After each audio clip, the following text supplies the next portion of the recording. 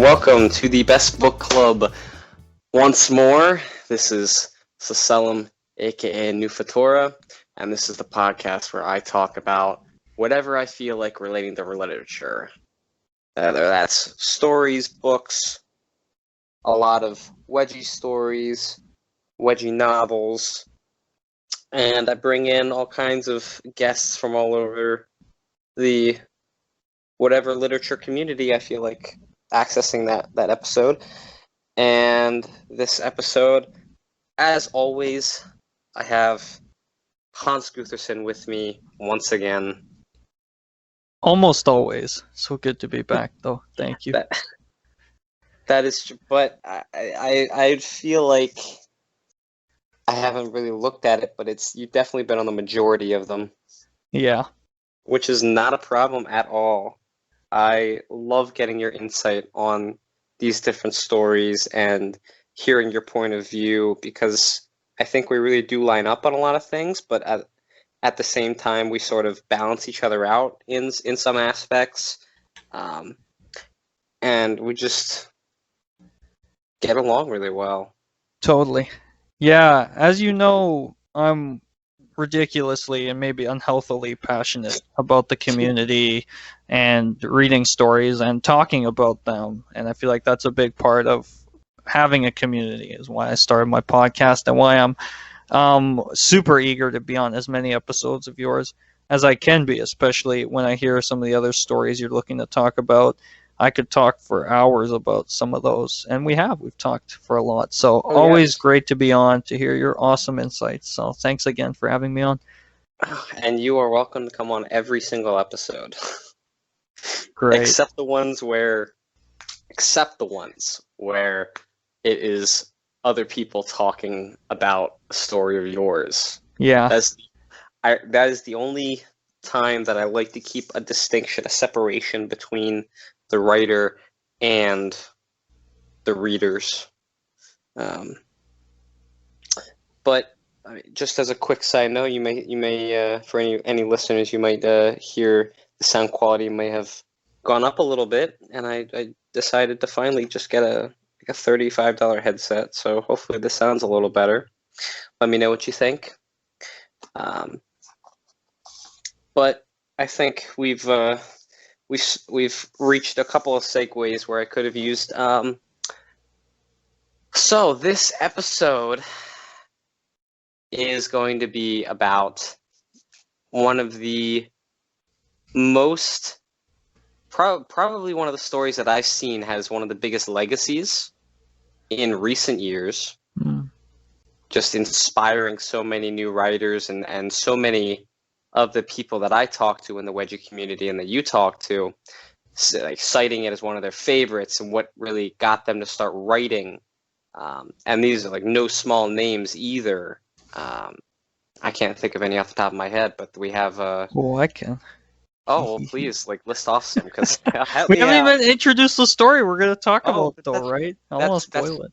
No, I want to hype this up as much as possible, so and people can guess once they is it this one? No, wait, is it this one? Yeah, I want to build that suspense and then have that payoff for 50 minutes down the road when I finally decide to reveal that story. That's fair. Yeah. But some people who have told me they've been inspired by it, at least, and I've heard Anime Panties is one, Shao Melder being another, who wrote a fanfic of this, and some of my other stories kind of lumped together. And there was a second YWNR fanfic that was written too by somebody else. But that's two writers off the top of my head who I know were very much inspired by this story.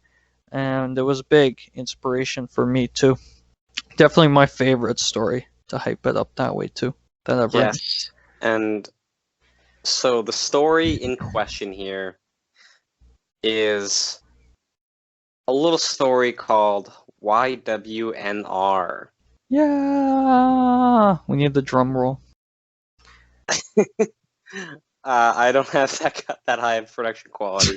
The best I can do is I really should get a soundboard, but that would be pretty cool. But the best I can do is a brrr, like with my mouth, you know. That's pretty good. So YWNR. Really, it is sort of at looking at the timeline of your releases. I like the major releases in my mind. You had Lucy and Daniela, and then you followed it up with YWNR. Mm-hmm. And in my mind, it sort of feels like not quite a sequel, but a spiritual successor. Really? Definitely. They're just looking at once you read through the story and you see some of the character names were used, and like it becomes pretty obvious they are the same characters from Lucy and Daniela. So I'll save the biggest question. And now I'll actually just start out with the biggest question. What does YWNR stand for? That was the biggest question I got after I'd written it. It was that, and even around that time, the second biggest question I got was, are you going to continue Lucy and Daniela? And the answer to what it stands for is I can't tell you. I can't. And it becomes pretty clear when you've read it why I can't in some ways. And I sort of made a promise that whether I know or not what it means, I will never reveal that one secret that I have. So basically, you don't actually know what it means. I might, or I might not. Oh. If you read a story, it becomes kind of clear near the end. And some people have come up with different guesses of what it means and speculation over the years. But no, I will not definitively answer what it means. Sorry, sorry guys listening just for that. Well, perhaps once we're off the air, I can divulge that secret from you. But where did the title come from? How did you come up with that title? Yeah, so partly it was during the whole process of coming up with a story, which is a bit of a long thing within itself, but there was one night while I was sort of in the throes, I think the early stages of thinking up the whole story. And this was thinking up like the whole story, like having really just a moment of, I guess, inspiration, realizing what would happen near the end. I don't want to get into too much without first sort of, for those who don't know, prefacing what it's about. But to answer your question, basically, I wasn't sure of the configuration of letters, basically. I was really like, I thought about that for a bit. For some minutes, just like, is it NWYR? Because I had some idea of like what it would stand for and what it could mean, and in the end, how it would sort of come to some fruition, if that's the word, that someone would realize like those letters meant something, and that they were part of the sort of emotional ending of the story in some ways. So yeah, it was kind of tricky, but then I have an idea of what it stands for, and it felt really fitting for the ending of the story and sort of some of the themes I wanted to hit on. So eventually landed on that configuration after some careful thinking. Yeah, and it is quite an intriguing title. Just right off the gate, it sort of gives readers something to invest in, and like, hey, maybe YWNR 4 that's something. And honestly, looking at all of the different stories in the community, it's I don't think I've ever seen another story that is just letters. I mean, obviously they're all the titles are based off of letters, but just a title is just numbers 74986. You're like, whoa, what was that? Or if I did like 9967, which for those who know phone keypads, if you look at it, that's YWNR on a keypad. So that number for like super fans of mine has snuck into a few of my stories. Usually it's kind of obvious and like too blatant, because it's a hard number to fit into stuff. I just lost the name of a story, but it'll come back to me. But I wrote it, and basically a character goes to like a room within a school, and they find someone like getting wedgied in there pretty brutally, and the door number was like 9967, and I was like, that doesn't make any sense. There's not gonna be 9 floors in this school, and there's not gonna be 967 rooms. So I had to do some weird thing where I was like, someone had written numbers out or something. I had to really shoehorn it, but there's some times where I think I've been a bit more subtle. I think touching Oblivion, I think it comes up. I think the virus that people are getting affected by, I think, was 9967. I think it had that in there. So a couple little Easter eggs of YWNR. Definitely. Sort of, in some stories. So, thinking back on before you wrote this story, right before you had released Lucy and Daniela, where were you in life? What was your mindset? What was going through your head? What inspired you to start this story? Walk me through all of that. Yeah, sure. So, yeah, at the time I was in my first year of university, I guess. This 2015, around there. And I had been reading Wedgie stories for a long time, coming up from the Wedgie Girls community, and then onto Lucky Fish forums, where I was sort of commenting inanely on literally everything that was posted, and every thread, and reading so many stories and seeing so many go unfinished, and realizing like I really wanted to write because I grew up reading so much and always loving to read. And I wanted to sort of do more of that, and I'd done some writing outside of the community a bit, with like little comics and stuff, or even just little stories and things that I would write. And then I thought, like, well, I love the fetish, why don't I try to combine that with the writing? Plus it was a way to sort of deal with the stress and anxiety of sort of being in a new place in school and university, not really knowing anybody, and all the anxiety of sort of stepping into that new chapter of life for me. So a lot of the writing I did on like Lucy and Daniela, I did long form, longhand in like some of the hallways in between classes and stuff when I was just by myself and things like that. So after Lucy and Daniela was like really just a huge hit, far beyond anything I could have ever anticipated, I was kind of hooked on it, and I wanted to do more writing. And I wanted to, that was the beginning of me wanting to be basically everywhere that Wedgie fetishists are at, have my stories like everywhere they are, and to be sort of known around the community, not just on there. So I said, okay, I'll post something on the female section of the Wedgie Haven board, and it'll be like exclusive to that.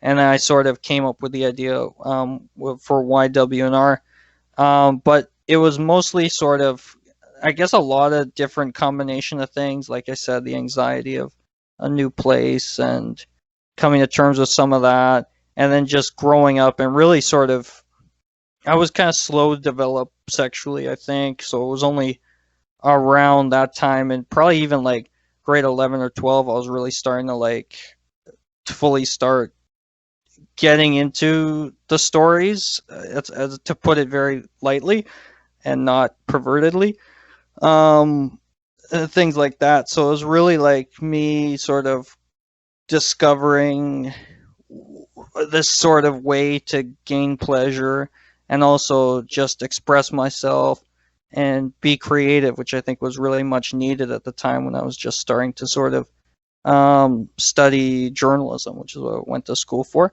and sort of finding, I guess, my voice in some ways, and just practice writing after so long of reading. And I've been doing a little like RPing in chat rooms and stuff, and I gotten some good praise for that.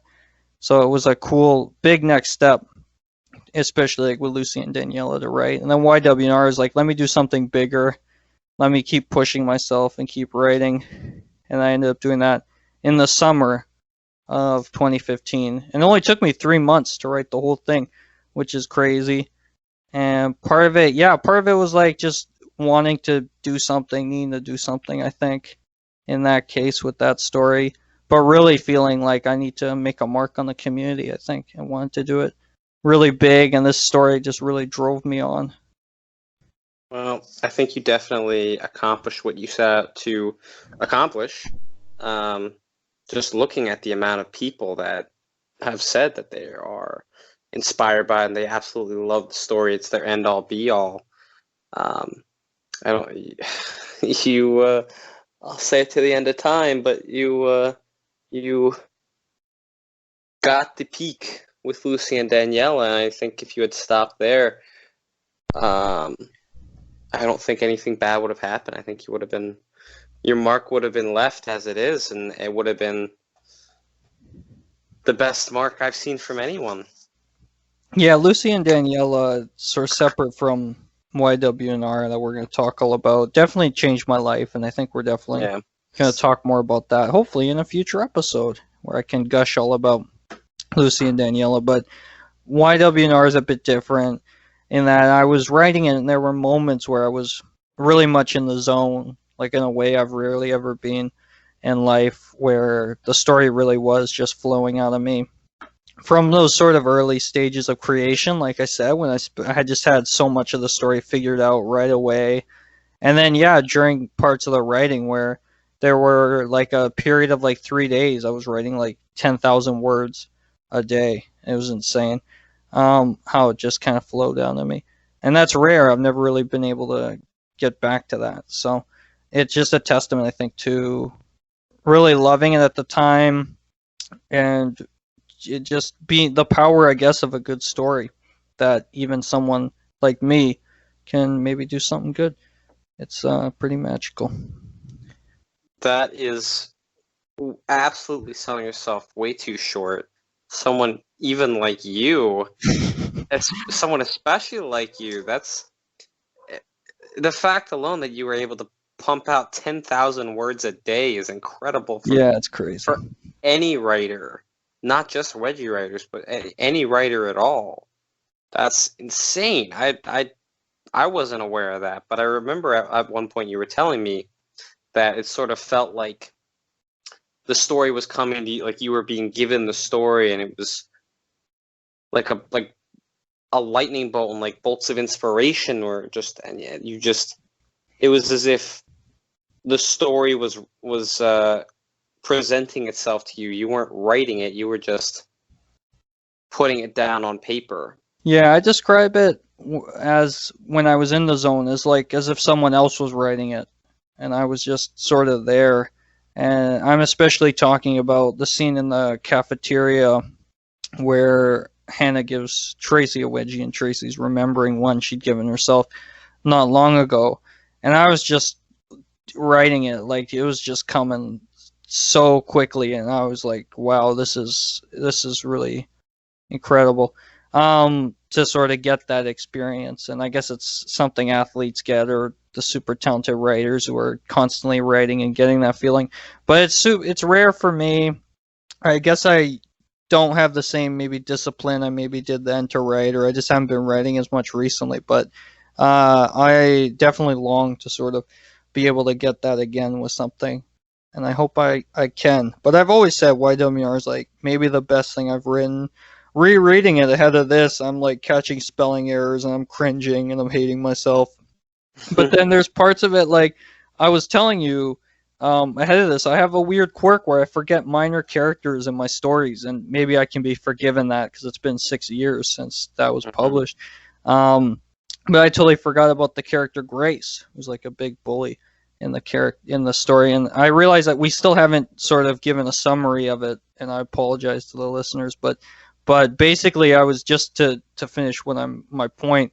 I was rereading it and I was like, oh man, this Grace character, and I couldn't remember what happened to her in the story, and I was panicking. I was like, wait, do I just like not conclude her arc, or what happened? I better have like said something happened to this Grace character, and I don't just like leave her. So I'm skimming through, and I finally find that like there's this nice sort of heart-to-heart moment she has, and she sort of becomes a friend too. I was like, yeah, I didn't fail epically.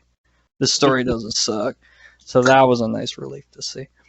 Well, this should really what I aim for with these podcasts is that people see what the episode is about. They go read the story, and then they listen to this. Yeah. So they could maybe get some further understanding from it, or they can pitch in with their own ideas.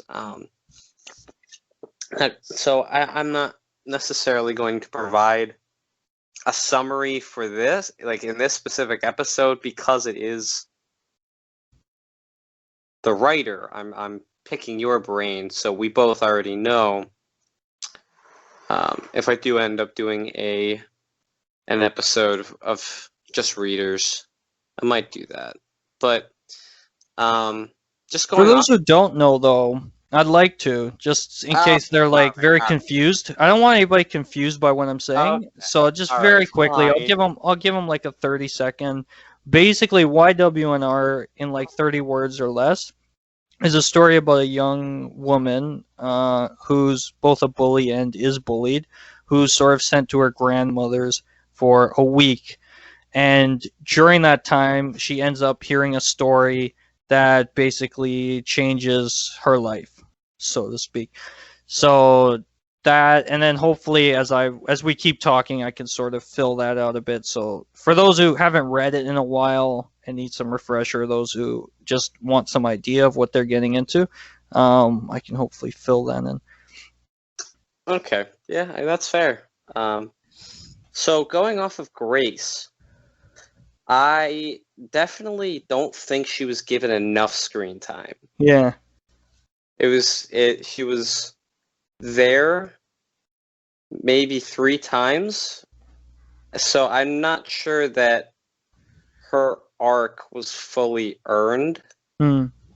And having her be sort of the catalyst, and just as a forewarning, since we're going with, for people who haven't read it or people who haven't read it in a while, as a spoiler alert, this whole episode is going to be about spoilers. Sure. This podcast is about spoiling shit. Yeah. Having Grace as, as far as I remember, Grace, her first appearance was in giving Rebecca the wedgie that revealed to Rebecca that she actually had a wedgie fetish. Yeah. So when I read that, I was reading it as it came out weekly, but I think I missed a couple parts here and there because I don't remember that part from before. It just felt a little odd that such a big moment that affected her character throughout the rest of the stories in such a big way. Yeah. Sort of came out of nowhere. Okay. I like what you did with her, though. I really do like what you. I just wish you'd given her more time. Yeah. And a little more beforehand, so that it just. I felt. You did do a good job as like introducing her when it came, but I felt like. I guess the best way to describe it, it didn't quite feel like, in my mind, she deserved to be in that moment. It felt more like it should be someone else. Yeah. Like Rachel or Abigail. Yeah. That's an interesting point. Is it a case of like I left the audience wanting more, or you feel like it doesn't reach that level? No, I think it's kind of the opposite of leaving the audience wanting more, but not in the way there's like you gave too much. I think it was like it would have been. I think it would have been leading them wanting more if you had given Grace all the screen time before that. Yeah. And then, oh, there's some fireworks going on in the background. If anybody can hear that. So you have her included in all this stuff beforehand, and then you don't have her in a major plot point. But she starts out in a very major plot point. And so it's kind of odd, but you kept including her in piece by piece in a couple interactions, and so it sort of built her out and gave her some meat to the bones that you first gave.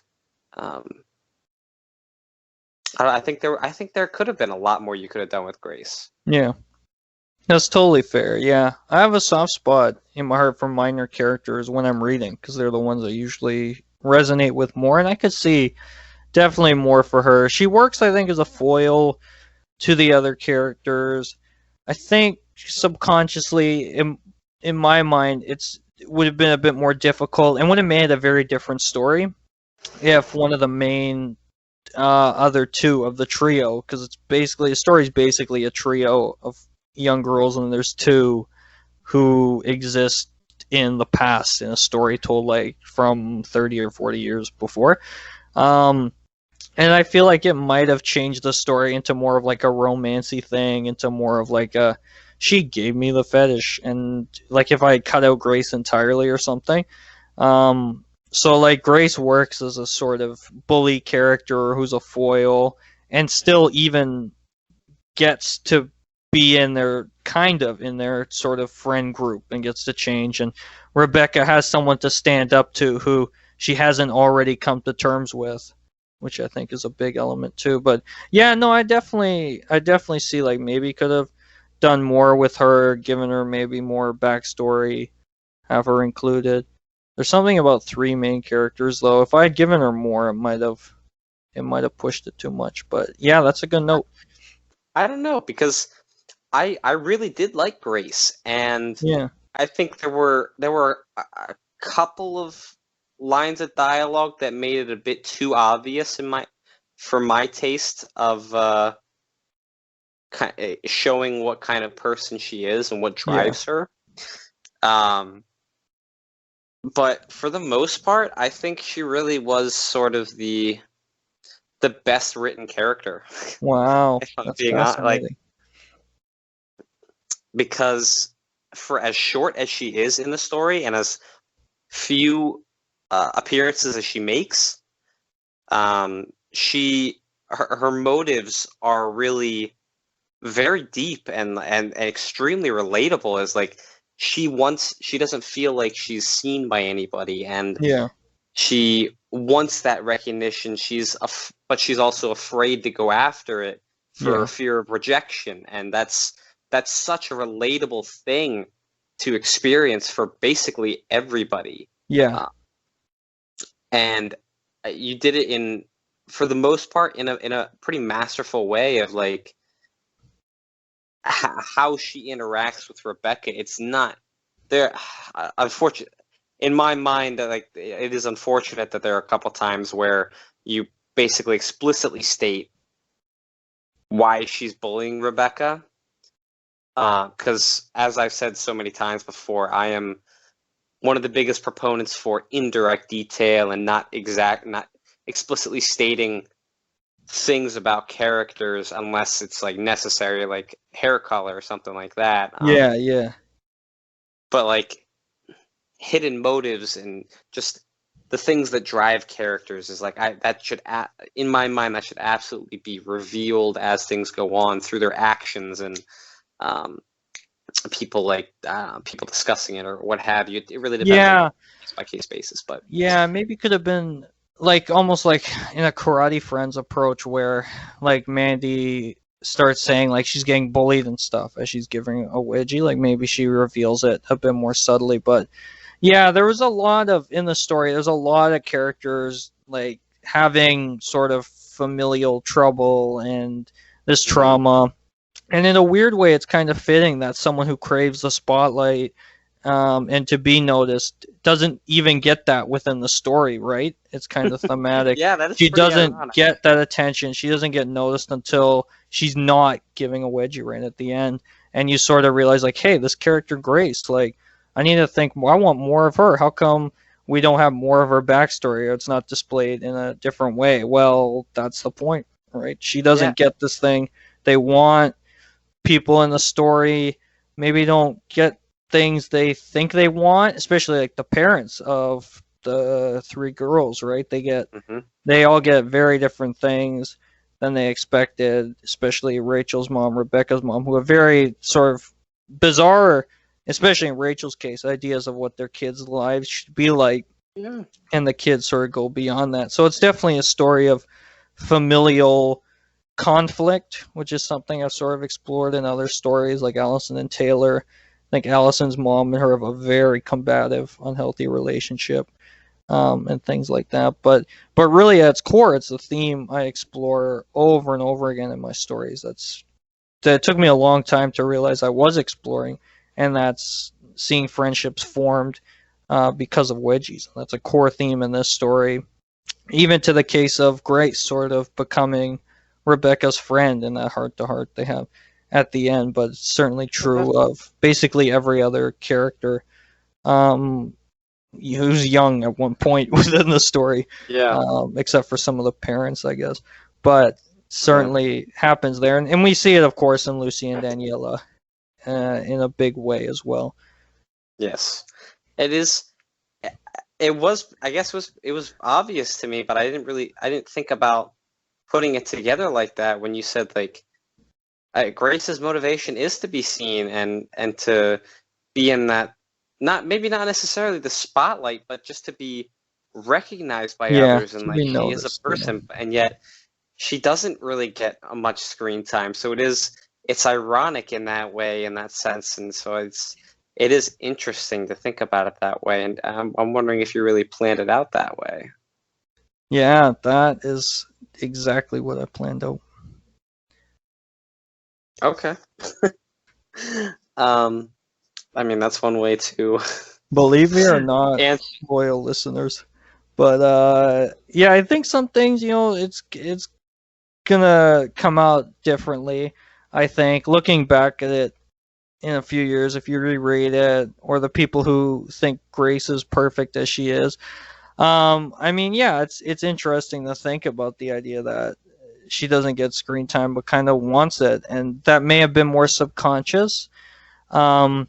I think she was, in some ways, if you want to be critical about her, she is certainly like a sort of plot device, right? She helps sort of further Rebecca's character and then fades to the spotlight until Rebecca needs someone to sort of confront. She doesn't continuously appear or have like a broader story going on in the background that we are privy to.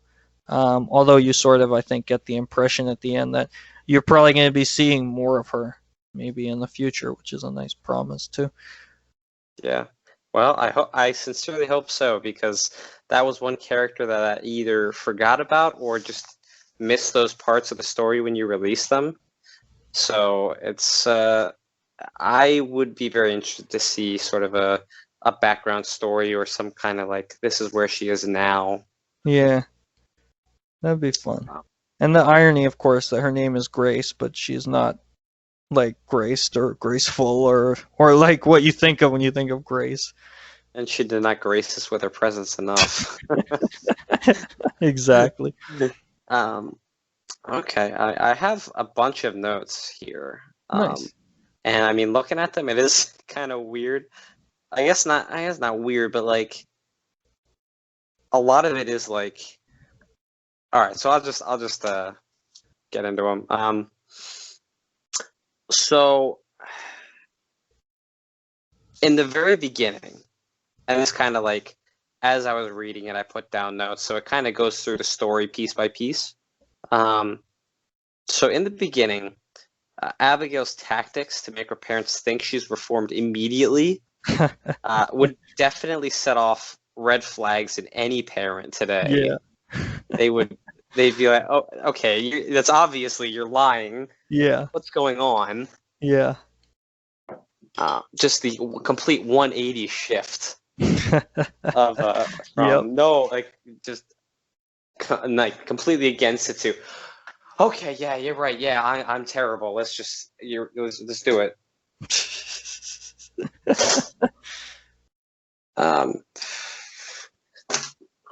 The wedgies in the first math class, that was, that hit the spot. They were really hot. But it felt more like something to jack off to. Okay. Instead of revealing details about the characters, because the dialogue that's told, the lines that you use to describe what's going on. It sort of is just all the information is given to the reader. Yeah. And it definitely falls into like the indirect versus direct detail. From my perspective, is like there's nothing that there's no room for the. I guess the best way to put it is like there's no room for the reader to be intelligent in that scene. Yeah, And this is an issue. Like whether this is a question or like a straight up critique of the story. It's a fair point and something I think I've grown a bit better at this over the years. But as a writer, sort of younger, I would come up with these ideas and these sentiments, these statements. I felt like I had to put everything in there, not because I thought readers weren't smart. It's because I thought I was like super smart. So I was like, let me put everything in and show you how clever I am by thinking of all these things, by telling you what they're thinking, what they're feeling, by telling you all of these things that you could probably puzzle out yourself if I didn't have any of these details. So I think I've certainly got better at that. The one thing you mentioned that's sort of more something to jerk off to than to think about and reveal anything, I think that was pretty intentional. Because obviously you don't find out that Rachel isn't into them as much as she seems till much later, right? And you reveal these layers over time. So that's like a bit of I guess, gotcha moment in some ways, where people are like, oh, wow, this isn't just a straight up, like, I don't have to think, I can just jerk off sort of story, which it seems to start out to be with those first Wedgies, I think. That's the only place I'd probably push back with you there. And I think you did that kind of switch with Rachel almost perfectly. Is like she is sort of going about the Wedgies in a very bully sense, and she's playing off that actress desire extremely well. But it just appears as a bully because there's no other context clues to say otherwise. And then when it gets to a point where it's obvious to even the most dumb people, like, and specifically talking as if like we were there when it happened and not reading a story, just seeing how Rachel decides, oh, this next Wedgie is going to be great, is something to really look forward to, and it turns out she has Abigail, give herself a Wedgie, and seeing how like Rachel keeps pushing her and Abigail becomes more and more uncomfortable, and it's increasingly obvious to the crowd as you wrote out at one point, that is the novelty of seeing a girl give herself a Wedgie as opposed to being wedgied by someone else really wears off very quickly, and the crowd becomes uncomfortable. Like they realize how uncomfortable that can be for someone, and like they peter off, and that sort of is the eye-opening moment and sort of the character shift for Rachel. It's like, wow, I guess I really didn't see before, but I'm actually really doing something bad, maybe.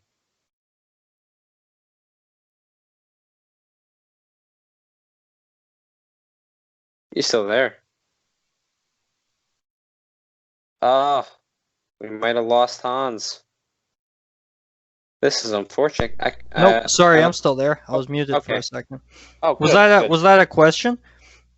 It was a very long-winded question. Yeah, I think in your style of question,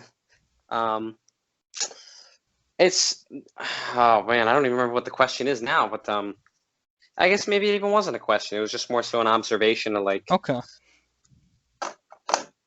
Yeah, I guess it was just more so an observation of like, wow, you did. I think you did a really fantastic job of showcasing Rachel and her character shift. I like that. Thank you. Yeah, I appreciate it. That was, a big element of the story when you realize she doesn't like to give them, and she has these sort of detailed reasons outside of having a fetish for having to give them, which is a bit more unusual. It's usually they have a fetish, or it's just never really explained. They just sort of do the thing. Right. So having this whole definitely a kind of absurdist, kind of unusual thing with her mother, very passionate about her daughter being a bully. But even that's then explained, right? The story's all about history and sort of the past informing the present. And in this case, you have some reasons behind why that is, which is a bit of a twist and a reveal. Eventually, mostly just parents not wanting their kids to be the same way they are within the story. So yeah, I'm glad you felt like that came together nicely, because that's a big core, I think, part of the story, to see that arc. And obviously she would be the sort of tougher one to become a friend with within the story. So it's cool that they get to warm up to her and then go to her place for like the sleepover and stuff, which is fun. Definitely.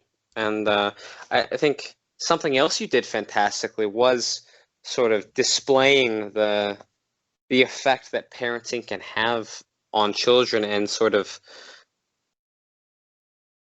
parents are not perfect people. They are flawed, and so they won't always, they might think they're doing what's best for their kids, but it a lot of the time it is entirely influenced by their childhood experiences and what they went through, and their own experiences in life, and it really informs how they parent. And like, you look at so many kids and people who've grown up from parenting styles that don't necessarily work, and you kind of look at like, okay, so what happened here, and then you see the cycle continues. Like, this is what I grew up with. I don't like it. I'm not going to put my kid through that. Yeah, and Kimberly, Rebecca's mom, is one of the best examples of this, because she's a bit less sort of, you could say, like a bit more realistic than maybe Rachel, who Rachel's mom, who wants her daughter to be a bully and really is super proud when her daughter is. When you think like, is that might be a little much, but the story, of course, in a lot of ways isn't super realistic. Like Lucy and Daniela in parts, of course, but so I get away with maybe some of that. But like Rebecca's mom, Kimberly, is much closer to that realism, where she was bullied when she was Rebecca's age, and she doesn't want her daughter to go through with that, like to go through that or experience it or be around people like that. So she very has her trying to study hard and stay away from people who are bad, right? And be the sort of more overbearing parent, obviously thinking she is looking out for her kid and wants what's best for her, which she thinks often. But of course, kids are always going to be separate from their parents and want different things, which is the way it should be. So there's a big part of the story is that clash and sort of finding friends and a new family almost too, which they sort of do in the end. But yeah, it was definitely, I tried to play with that in a few different ways, like you mentioned, that sort of dealing with the family strife and parents who hopefully seem kind of reasonable after you learn their sort of backstories in why they want what they want for their kids, but then sort of being able to see like what the kids eventually choose to do and becoming friends is sort of like the best thing for them. Yeah, I think that is a good segue into my Which Earth segment. I still do have a bunch more notes, but yeah, just talking about the realism. When I think about realism, I don't necessarily think about it as being realistic to this Earth, this planet, and like things that could happen to us. I think about it as whatever the story is, it has to be realistic to the rules of the universe that the author creates. And however way they dictate it, they have to follow those rules. Otherwise, the story doesn't make sense, and I immediately lose interest very quickly. yeah, And as the example I always bring up, it's if it was a story based on planet Earth, you wouldn't see orcs and goblins and elves and that kind of thing. Yeah. That would just be like, okay, where did that come from? But if you were reading a story about like Dungeons and Dragons or Lord of the Rings or what have you, and those things came out, you'd be like, yeah, that's par for the course. It makes sense. Yep. So I have these different. I guess I have to figure out a way to streamline this intro to the segment. But out of these 4 Earths, which would you say YWNR is based in? Alternate Earth, where Earth is changed to some degree, with Wedgies being a center focus. Idealistic Earth, where Earth is changed to fit the desires of the Wedgie community or some aspect of it, depending on the writer. Fantastical Earth, where Earth is changed to be unrecognizable. Or Realistic Earth, where Earth is normal as we live it every day. Can you give me the first one more time? Because I'm pretty sure that's the one. I just want to make sure I have this right. Yeah, so alternate Earth, where Earth is changed to some degree, with Wedgies being a center focus. I think that's got to be it, because for the most part, like, there's no orcs or goblins within the story, and other than the fact Wedgies are more prevalent than they are in real life, the story does try to keep pretty realistic, and Rachel's mom, even though you could say she's a little crazy, maybe she is, maybe that's why she does all she does, but I feel like it keeps it within sort of a lot of bounds of realism without going too over the top, or without just anything from like the Wedgies being too unrealistic to the action to the arcs in the end of what happens. So I think I gotta say alternate Earth. Yeah, I would say it's sort of what's the phrase? I think it borders between alternate Earth and idealistic Earth. And a big proponent of it leaning towards idealistic Earth is Rachel's mom. She's just absolutely obsessed with Wedgies. Like, and her job allows her to research Wedgies mostly. And it's bizarre. Yeah, it's bizarre.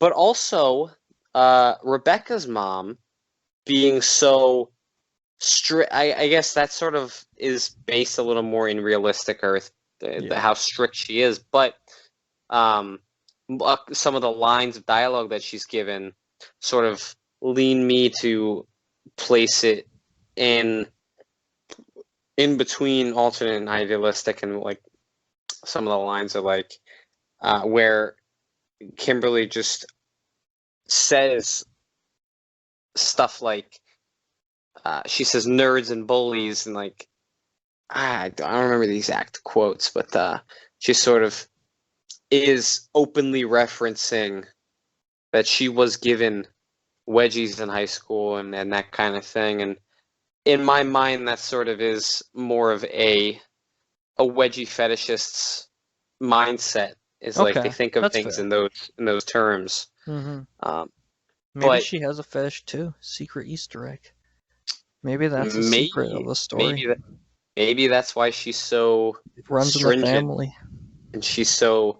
Maybe that's why she's so highly against it, because she doesn't want to explore that for fear of like these traumatic memories were actually really nice. Yeah, maybe. It's a thought.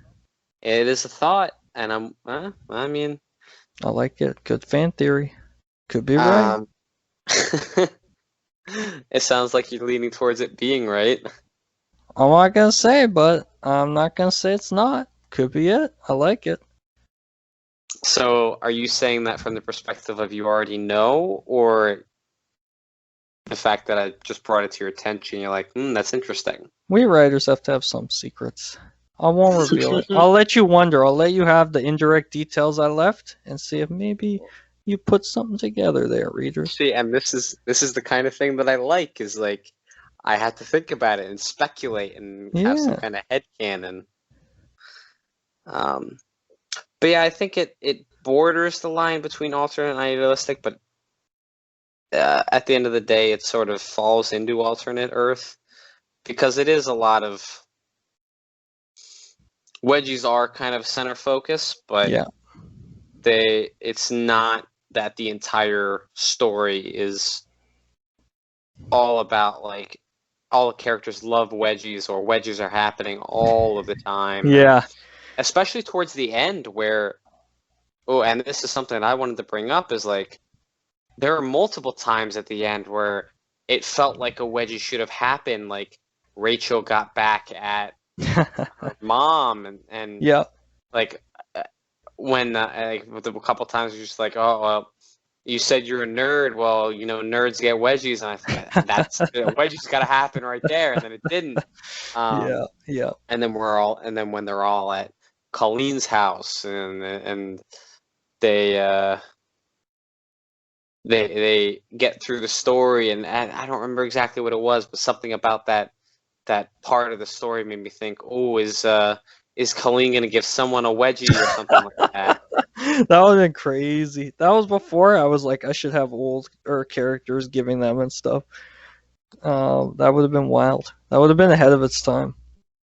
Definitely, and I think it still would be because I haven't really seen anything about old people giving wedgies, and I think that is sort of a reflection of the interests of the community because I don't think I haven't really seen any writers write things that they're not interested in, and so like either from just a writing perspective or the interest they have in the fetish.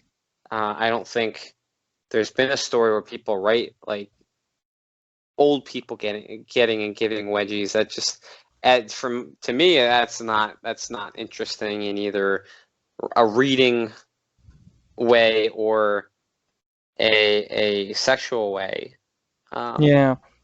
Yeah, there's an argument, of course, to be made for pushing it for just the sake of doing it, right? Like the whole monkeys will only like bananas if all you feed them is bananas, and we're the monkeys, of course, in that case. But in a way too, it's also a bit harder to define. Of like, what if out there in the world there are fetishists who are much older than us, or what Mhm. happens when we're much older and we still have that? Are we gonna find stuff like that more Oh, attractive? see. So maybe we're like guaranteeing it for the Mhm. future generation. I don't know. But you're right, it's rare. RT Blackwood has a good story, A True Wedgie Robbery, which has an older woman, much older lady, getting it from like a younger woman, like college age basically or something. So, but you're right, it's very rare to sort of see two older characters doing it. It's something I'd want to do. I really want to just sort of push it and push those boundaries and people's comfort zones and be like, hey, stories can be whatever, and they Mhm. should be different than what is out there already. Yeah, But yeah, it is tricky. you definitely touched on an idea I have for my Fortunate Events universe.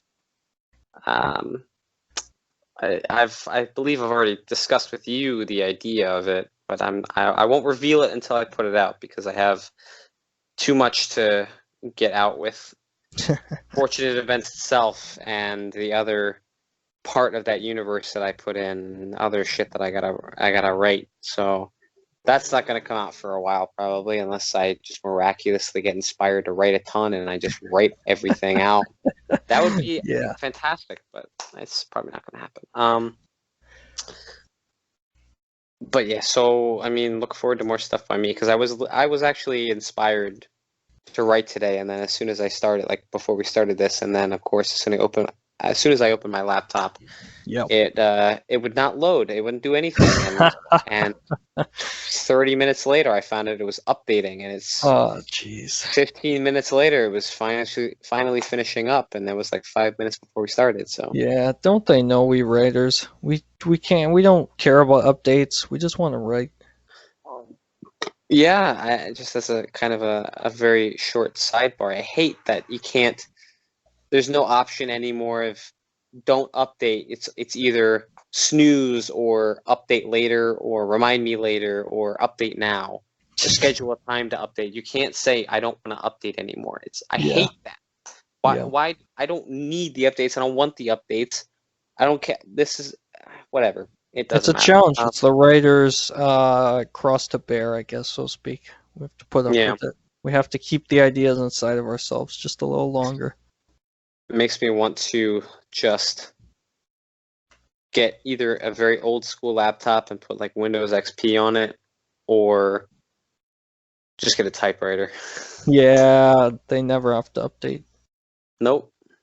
Just some really old OS that isn't supported anymore. So going back to my notes, I don't quite exactly remember what this one was about, but it's kind of a lengthier one. So I'll just read exactly what it says, because this was like I spaced out the amount of time that I read it in unintentionally. So this is like maybe like 2 weeks back that I put some of these notes down. So having any girls say they don't like wedgies and Hannah immediately not touching them again kind of contradicts the first interaction between Tracy and Hannah, where Hannah suggests Tracy likes getting wedgies. Yeah. Though, because the homework thing is revealed to be a farce, that could also be part of the banter. That's the note. I don't remember exactly why I put that down, but maybe it makes sense to you. Sort of. I think I kind of get it. Yeah, I feel like, while I was writing it, I wanted to try to leave some hints there, but also make it kind of, I don't know, I guess mostly leave some hints that she did like them without straight up saying it right away or having her think right away that like she likes them. So you gotta kind of go a bit before that is revealed, which is a bit of a theme of the story too, or I guess a bit of a motif of like eventually things being revealed over time, which is a big part of the story. So I think if that's what you're talking about, why is it sort of misleading or a little confusing? To me, your note sounds like it works out in the story, which is good to hear. That it doesn't feel weird or like doesn't make sense. But that's something you got to be careful of, like how many hints do you leave without giving it away, and still kind of keeping it as a surprise and not having it like so surprising that it doesn't make any sense. You gotta hopefully try to leave some very subtle hints or something like that. Oh, definitely. And I think that was one of the best things you did in the story, is sort of lay the groundwork and leave those breadcrumbs for readers to, and that's one of the best ways you use indirect detail, is like if you weren't reading closely into it at first, it became a little more obvious as time went on, but it really was like, it felt like Tracy was just legitimately scared to say who was giving her the wedgies, and like they would get worse wedgies because if she said something, as opposed to her just liking them and giving them to herself, until up to a certain point. I think it was maybe even was just the reveal that she was doing it to herself. I think you handled that. That was one of the best things. That was one of the most well-written things of the story. I like that you get the little mystery of it, the little like noir with Hannah going around, and then she, like you mentioned, meets characters from Lucy and Daniela. She meets Sam and interrogates her a bit, and eventually sort of finds out the truth, which is that she likes them and is giving them to herself. And then of course they have that whole talk of like, and then obviously their relationship changes, and things sort of change after that moment. Yeah, and shit, I forgot my train of thought.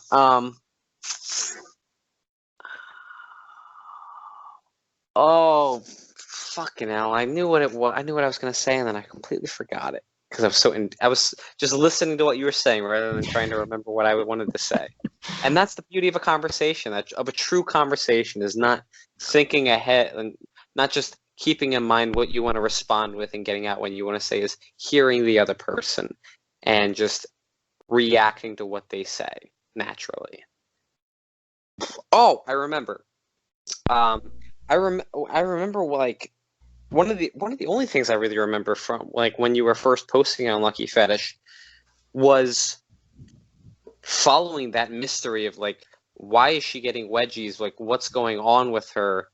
That was like one of the only things that like it was one of the things I remember from reading it, is like that was such an interesting thing to me. Like, what's really going on with these wedgies with Tracy? Nice. I was I was outside of just whenever you posted a new part and I read it, I would find myself just thinking like in everyday life, like, ooh, like maybe that's what it was, or like trying to figure it out while waiting in between parts. Yeah, that's great. Yeah, the thing with posting on Lucky Fish forums though, I posted that all in one day. Did you? Yeah, that was all in one day. Like Wedgie Haven, it was over the 3 months, and I got a lot of Okay. feedback over time and stuff. But then when it was done, when I posted on Lucky Fish forums, it was already totally done, and I was just like, and that was one of those early times where I was like, how do I want to post this out there? Do I, even at that point, I had a pretty strong idea and had known, like, if I post things over a period of time, like I did with Lucy and Daniela, or obviously with YWNR on Wedgie, I was like, it's going to get more views because people are going to come and they're going to say, they're going to keep coming back to it and say, when's the next part? When's the next part? And they can read along with it and they can say, ooh, this is interesting when something happens. But a part of me was like, but the story's already done. And I thinking now, whenever I do things like this, it's like people could just read it somewhere else. So is it worth kind of posting it? Nowadays, I probably would just do it weekly, like I did with Dulling a Knife with the awesome Shadow Melder when we posted it in parts. But yeah, I'd posted it all at once on YWNR, which is probably my guess why it doesn't have as many views as a lot of other things. Like if I'd post it once a week or even more infrequently to keep people coming back. But still has pretty decent numbers on Lucky Fish forums, which is nice, and some great comments from people who read it. But there's probably a lot of people there who don't even know it's there because it got buried kind of quickly, which is what happens when you're not updating it or adding to it over time. Yeah, I agree with all that. And I had another thought and I forgot what it was, but I mean, going along with Tracy,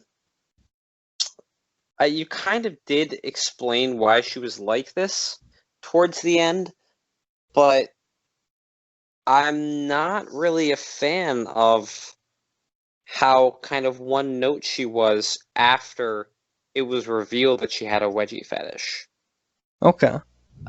It felt like leading up to the reveal that she was actually into the wedgies and she did it to herself, there was kind of that mystique and it felt like all these different facets to her personality and but once it was revealed, it sort of, and you kind of you do address it and you explain it to a certain extent, but it still felt like, okay, maybe it just felt like, yeah, it really is just all about the wedgies and there's nothing else interesting about her. And it just felt like the wedgie fetish was her entire personality, that one characteristic. Mm-hmm. And like I said, you did address it with this one quote that I did put down, where you explicitly stated it basically. So the quote goes, "Okay, Tracy, so what do we do? Do nothing, I guess. I felt really good after telling you about my fetish. At first it was hard, and it felt weird, and I felt weird, ashamed maybe. But now I kind of want the world to know. No more hiding. Time to be the real me."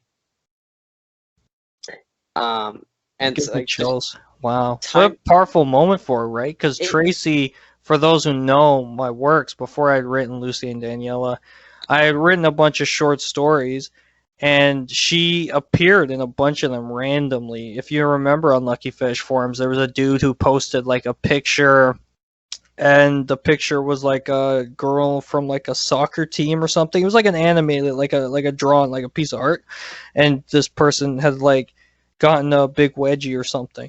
So I wrote a story because they were write a story for this. So I did, and there was a character, Tracy, who was super obsessed with wedgies, who just sort of popped up and was just the fetish, and that was it. But it wasn't really clear that they had one. And then again, Lucy and Daniela, we see Tracy again pop up. And she sort of gets these brief moments where people are like, man, that Tracy character is weird. Yeah. Once or twice, someone legitimately says that because they're just they don't get her, right? and she's Yes, just and such a background character. And even yeah, in Teacher Wedgie Fight, she's a little Easter egg in there, and ends up being a really helpful voice to a character. But then in YWNR, it's her story, and you get to see her sort mm, of really reveal who she is, which very much is the fetish. And as you sort of learn in the end, her tragic ending, the sort of twist, I guess spoiler alert, she ends up sort of passing away from cancer, but she mentions like with Hannah, with the Wedgies being able to do that, she was able to be happy.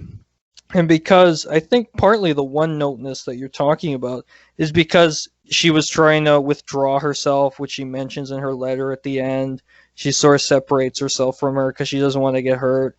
But before that, she sort of gets to live the fantasies that she always had, and she was always sort of sidelined before meeting Hannah and before getting to reveal this and getting to really be her true self, right? Which she mhm. sort of sums up in that quote. Yeah, it's and like as you said in the letter, she explains why it was all about the wedgies, and that honestly felt kind of like a retcon, Yeah, even though it was like it comes it after. retcons are well. I mean, that's what a retcon is like you're explaining something that happened after the fact. That kind of makes sense, but also feels kind of forced.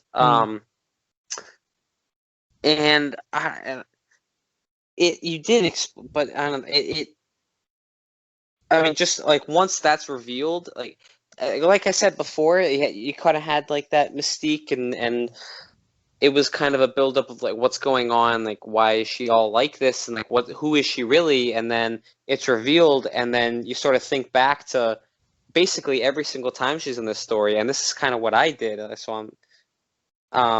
thought back to like basically every time she's in the story, it's like now it makes sense. Yeah. She's about the wedgies. This Yep. is what it like. It didn't feel like there was anything else to her character at that point. Yeah. Um, but I did think you did like a really good way of kind of taking her out of the story, but it wasn't clear why, and the reveal that she actually died from cancer, I thought was really well done. Just like the emotions of the parents and that kind of thing, and Yeah. oh, that was fantastic. Nice. Yeah, I'm glad you liked it. I absolutely did like it. Oh, let's see here. I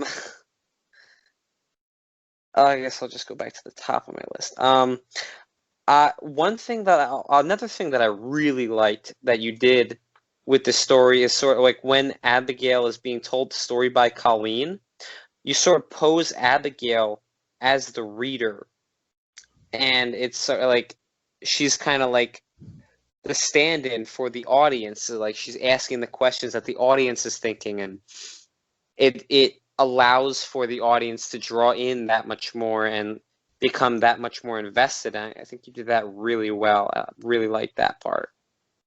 I Yeah, don't know if that was intentional.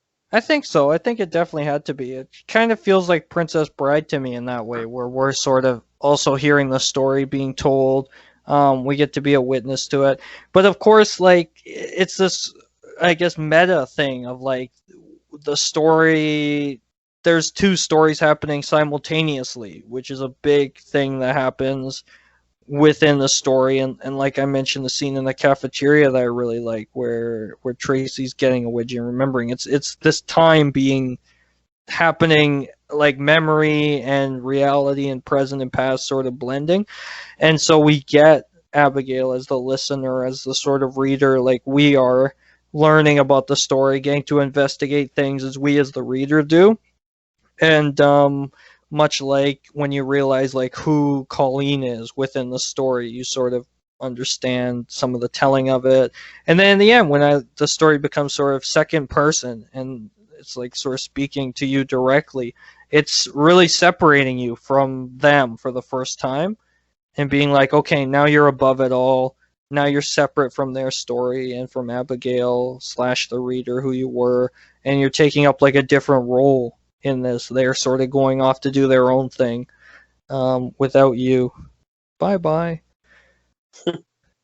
Yeah, I mean, talking about the ending, even before you kind of fake revealed that Colleen was Tracy, Yeah. I definitely knew. Yeah. I don't remember exactly when, but I just sort of like I was trying to remember because I did read the ending when you put it out, and Yeah. because and so like I think the reason why there were a couple parts that I missed or whatever is like I didn't read it all at once when you were Sure. putting it out. I kind of read it at times, like Yeah. in separate intervals.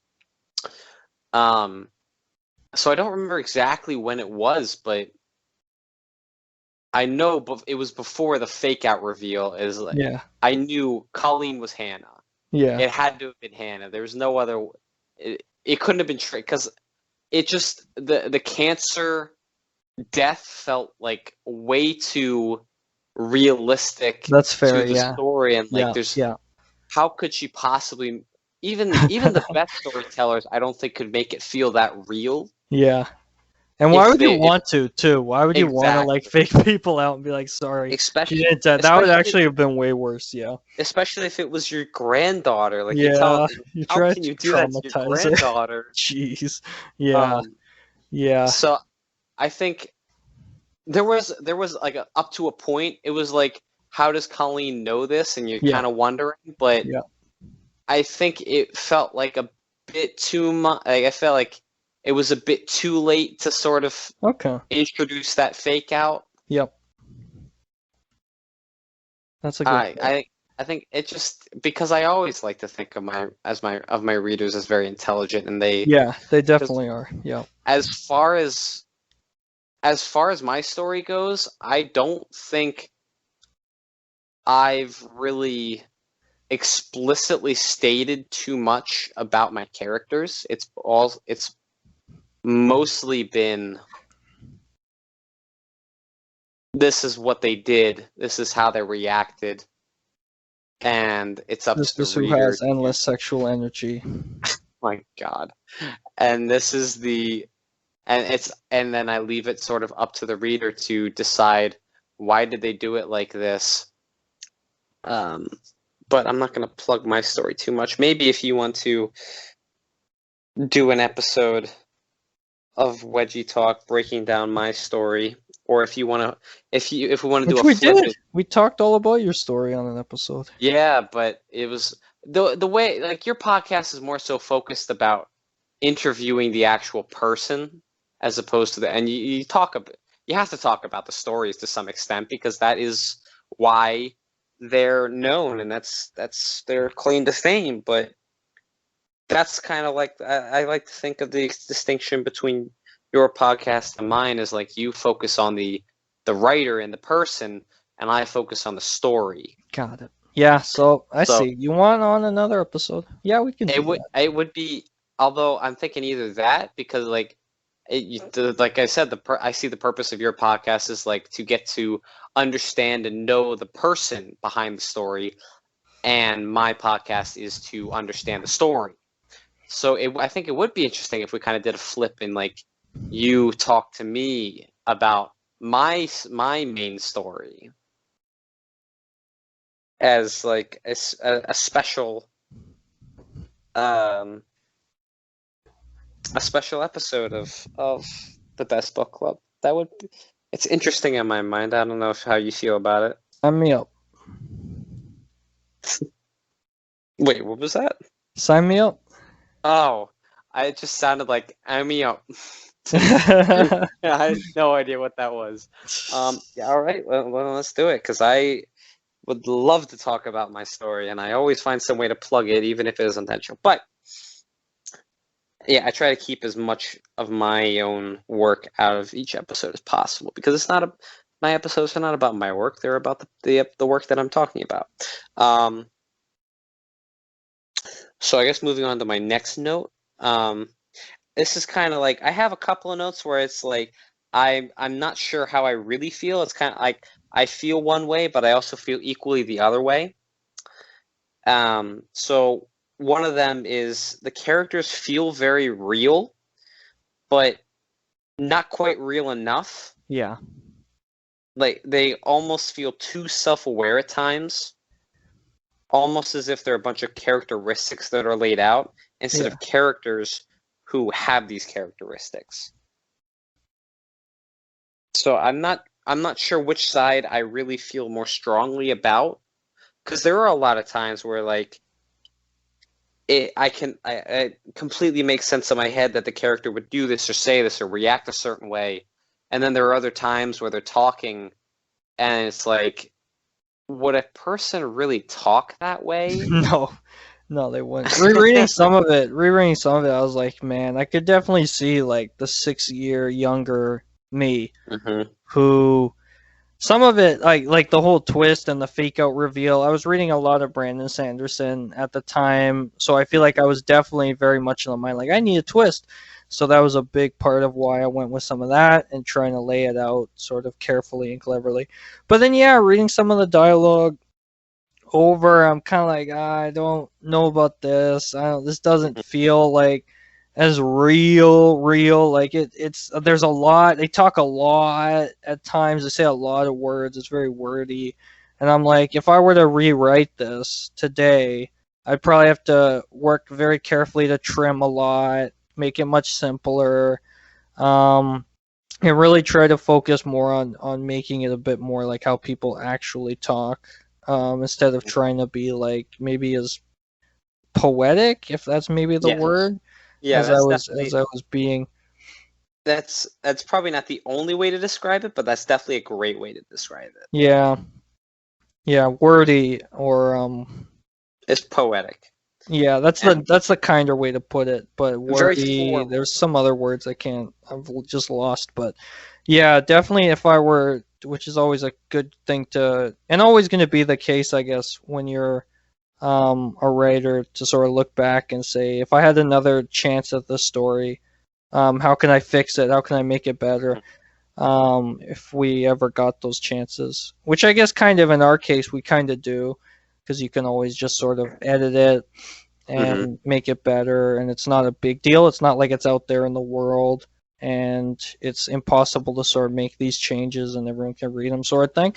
But yeah, if I were to fix it today, I definitely have sort of grown and matured. I think read more and just am a better writer.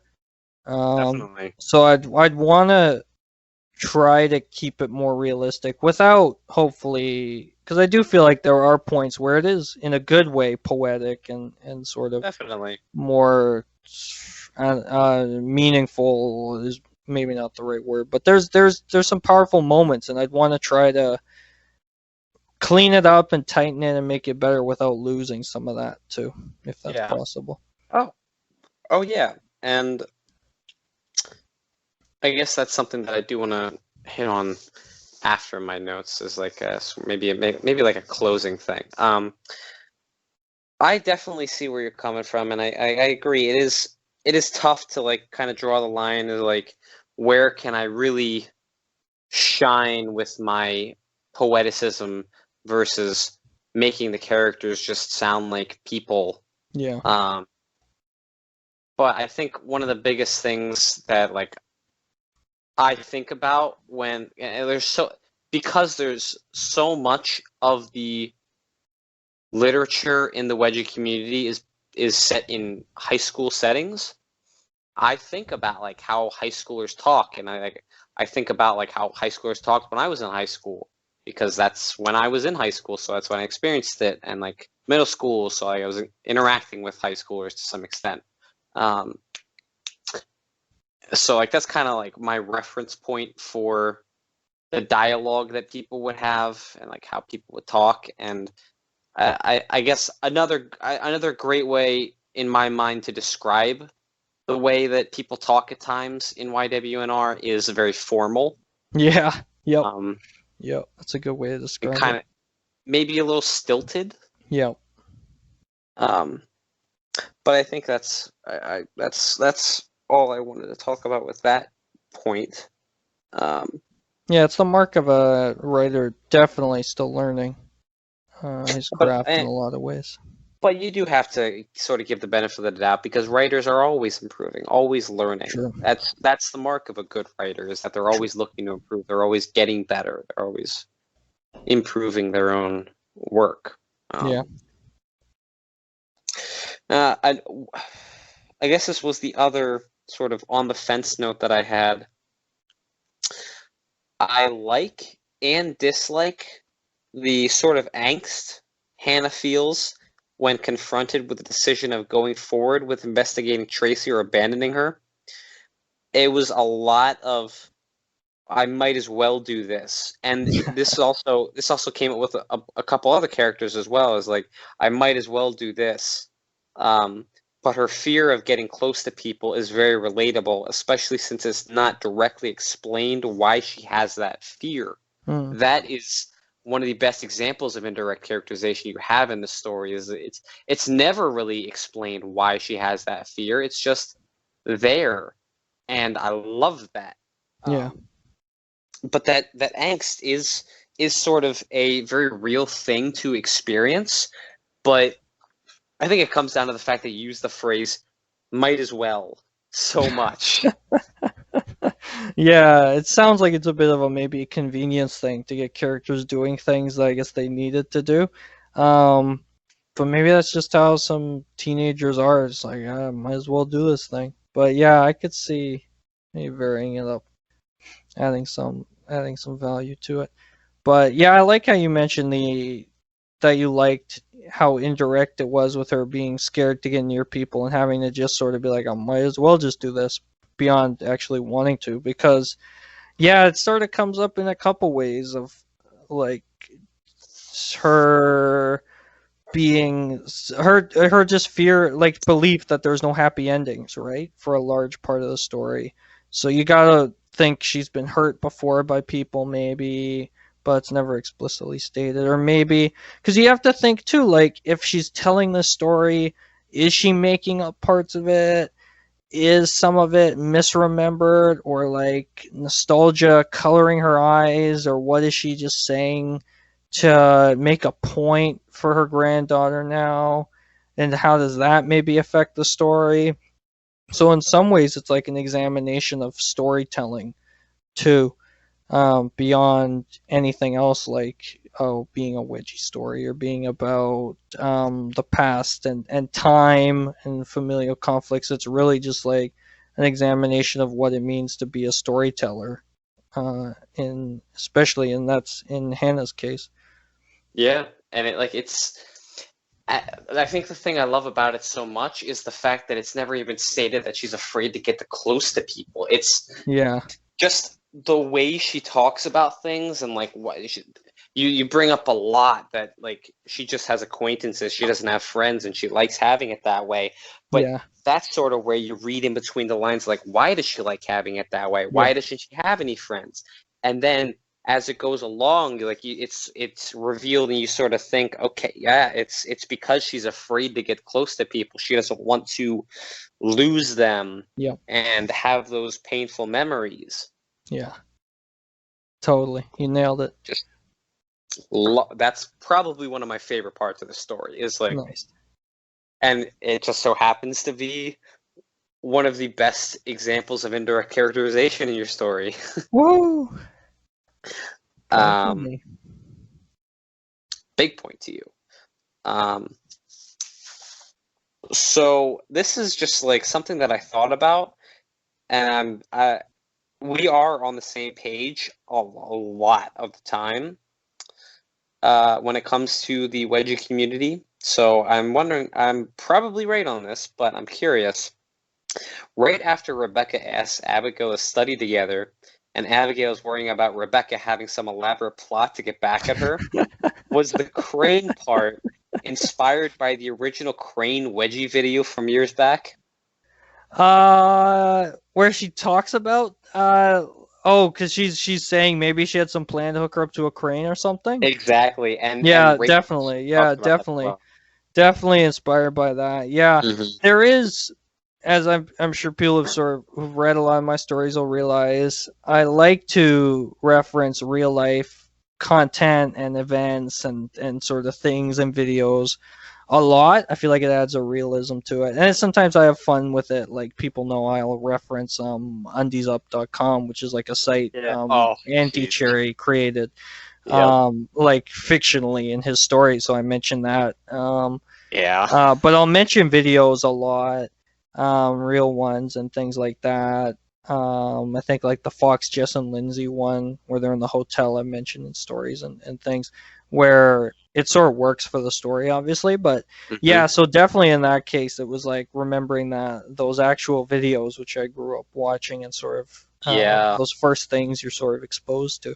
Yeah, that's a good catch you had there. Good catch. Oh yeah, and it's definitely not something you would even catch if you Yeah, weren't there at the time and you saw the video, because like yeah, looking up, like just searching girl wedgie video or woman wedgie video nowadays, that video doesn't even show up much at no, all. Like I don't even see it anymore. But like no, that was one of the number one videos that first showed up yeah, years ago when I was first getting into the fetish, and I guess maybe you were getting into it at the same time. yeah. Um, just absolutely crazy video, like nothing like it before ever happened.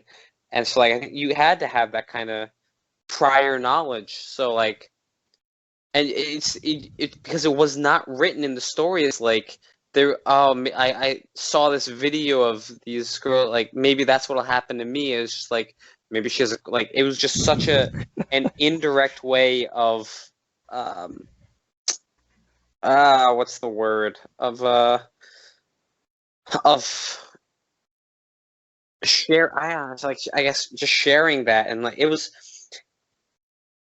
that just remember when I read that part and I thought maybe that's what it was, is like, wow, I had not thought about that video in so many years. It was such a trip down fucking memory lane, and like Nice, nice. it took me so far down, and just like remembering Yeah, when I got into the fetish and like the first couple years of it, and like that was the fucking video nice. for the like insane Yeah. people. It was that fucking brought me back. I like it. It's a cool little nostalgia trip, which is fitting, right? Because at the time, Rebecca sort of coming to terms with her own fetish, so you're sort of Hmm. like, you sort of get to understand what she's feeling in a lot of ways, and then you can also sort of relate to her, and then yeah, you get to sort of get a little inside joke within the community. Community members can Hmm. look at that and be like, oh yeah, I know all about cream wedgies. There's no way she could Yeah. pull that off. Where's she gonna get cream? Yep. So something that I just thought about is something that I've seen a lot of writers do and is not necessarily accurate to real life. And I think you did do this in Tracy, Okay. or not Tracy, but no, I guess Tracy, but like more specifically Rebecca, Okay. is like when characters are either exploring their fetish for the first time or Yeah. they've been doing it for a while. Just if they are into wedgies, a lot of the characters that I've seen in stories, they are 100% about anything wedgies, regardless of what it is. Yeah. Whereas in real life, it really turns out to be more so that people with fetishes or sexual interests in whatever it is, not just wedgies, they will be interested in a lot of stuff, but they're not going to like certain things, or they're going to like certain things more than others, or they're going to be completely against other things. Like, and Yeah. a fantastic representation of that is the BDSM fetish and interests, because I mean, just looking at that, there's three separate major groups in that. It's like you have B and D, DNS, and S&M, and so like you might be into one of those things, but you might not be into the other thing, and like that just extends to all different kinds of sexual interests. You might like some things, but you're not all in 100% to everything. And that does seem to be kind of a pitfall to a lot of characters. And I think Rebecca and Tracy kind of fell into that to somewhat. Especially, Yeah. I'm. especially when you bring it to like, I'm sorry, this is kind of a long point, but I'm almost done. Like when you brought it to Rebecca thinking, how does the wedgie taste, and like she goes so far into it, Yeah. So it, far. it kind of threw me a little bit. Yeah. That's the end of my point. I swear. Got it. Yeah, no, totally. Yeah. I think part of it was really wanting to be like, hey, I know the more detail I have, the better in stories. So let me try to describe every single element possible. But yeah, in retrospect, that could be a little much. But yeah, thankfully, I don't do too much where she's like, I love every single type of Wedgie ever, because she doesn't have time or the ability to explore a lot of it, and she's Yeah. not able to find out like, oh, I don't like messy wedgies, and that's not what the story's about.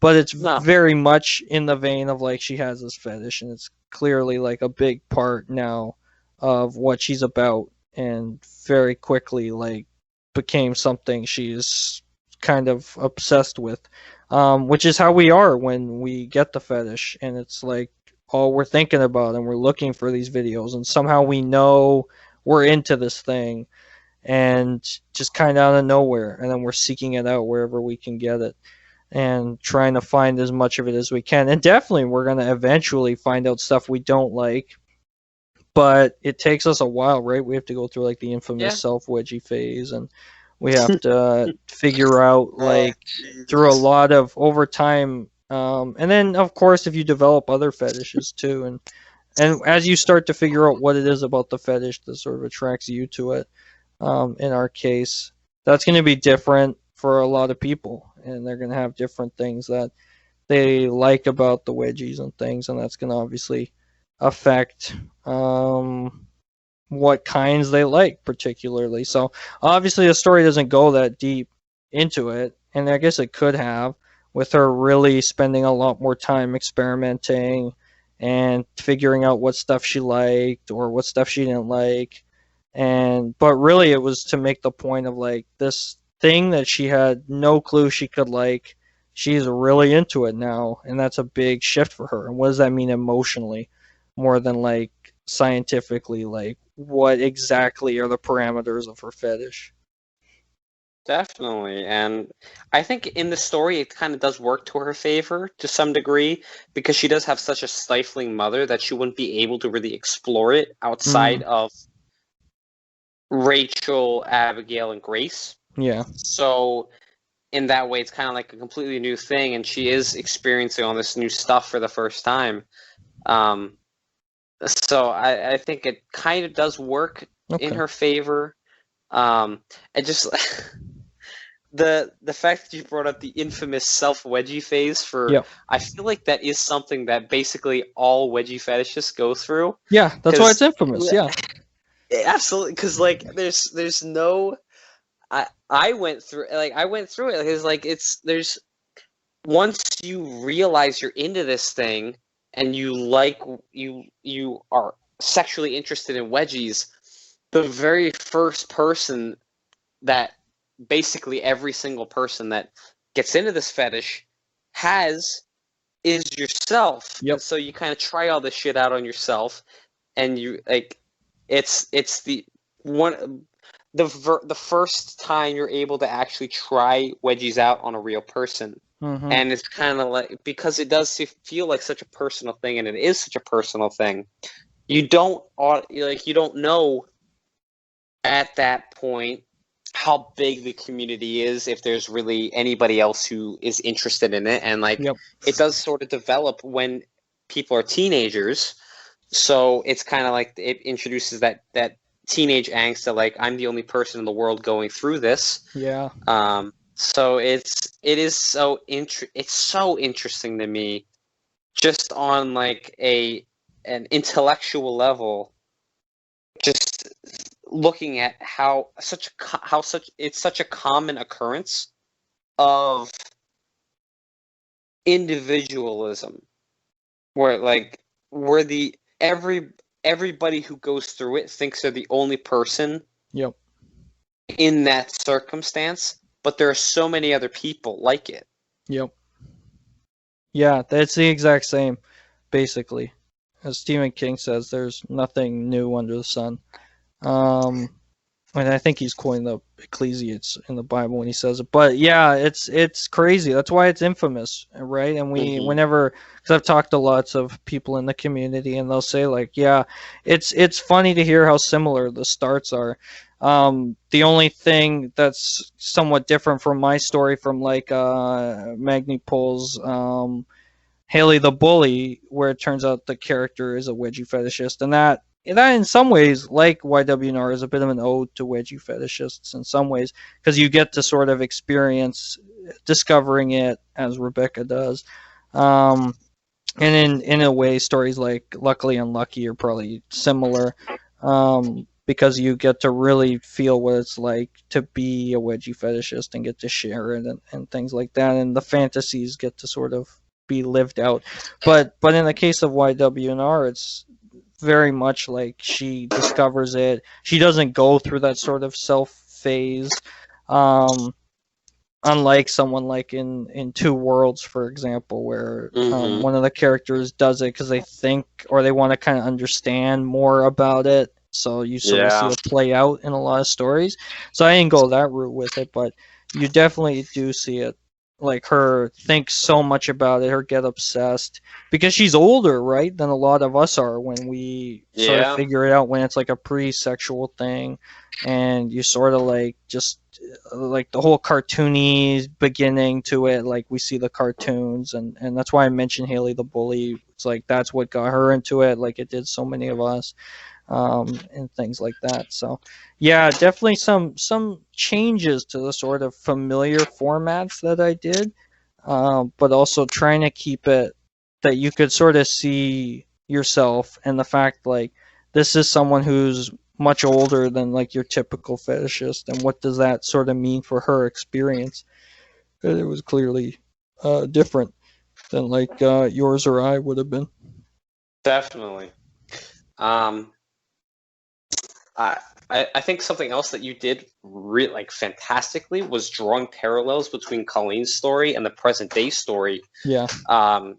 Specifically with two things, where like the lesson learned of getting to know other people and finding out their motives before really judging them, and just with just reading the story of like having Colleen say the first line of the story and then it goes into the story, or the last line of the part that Colleen tells ends up being the last line that she says. And I think that was just like stylistically, I think that was a really great choice to make. I thought that was fantastic.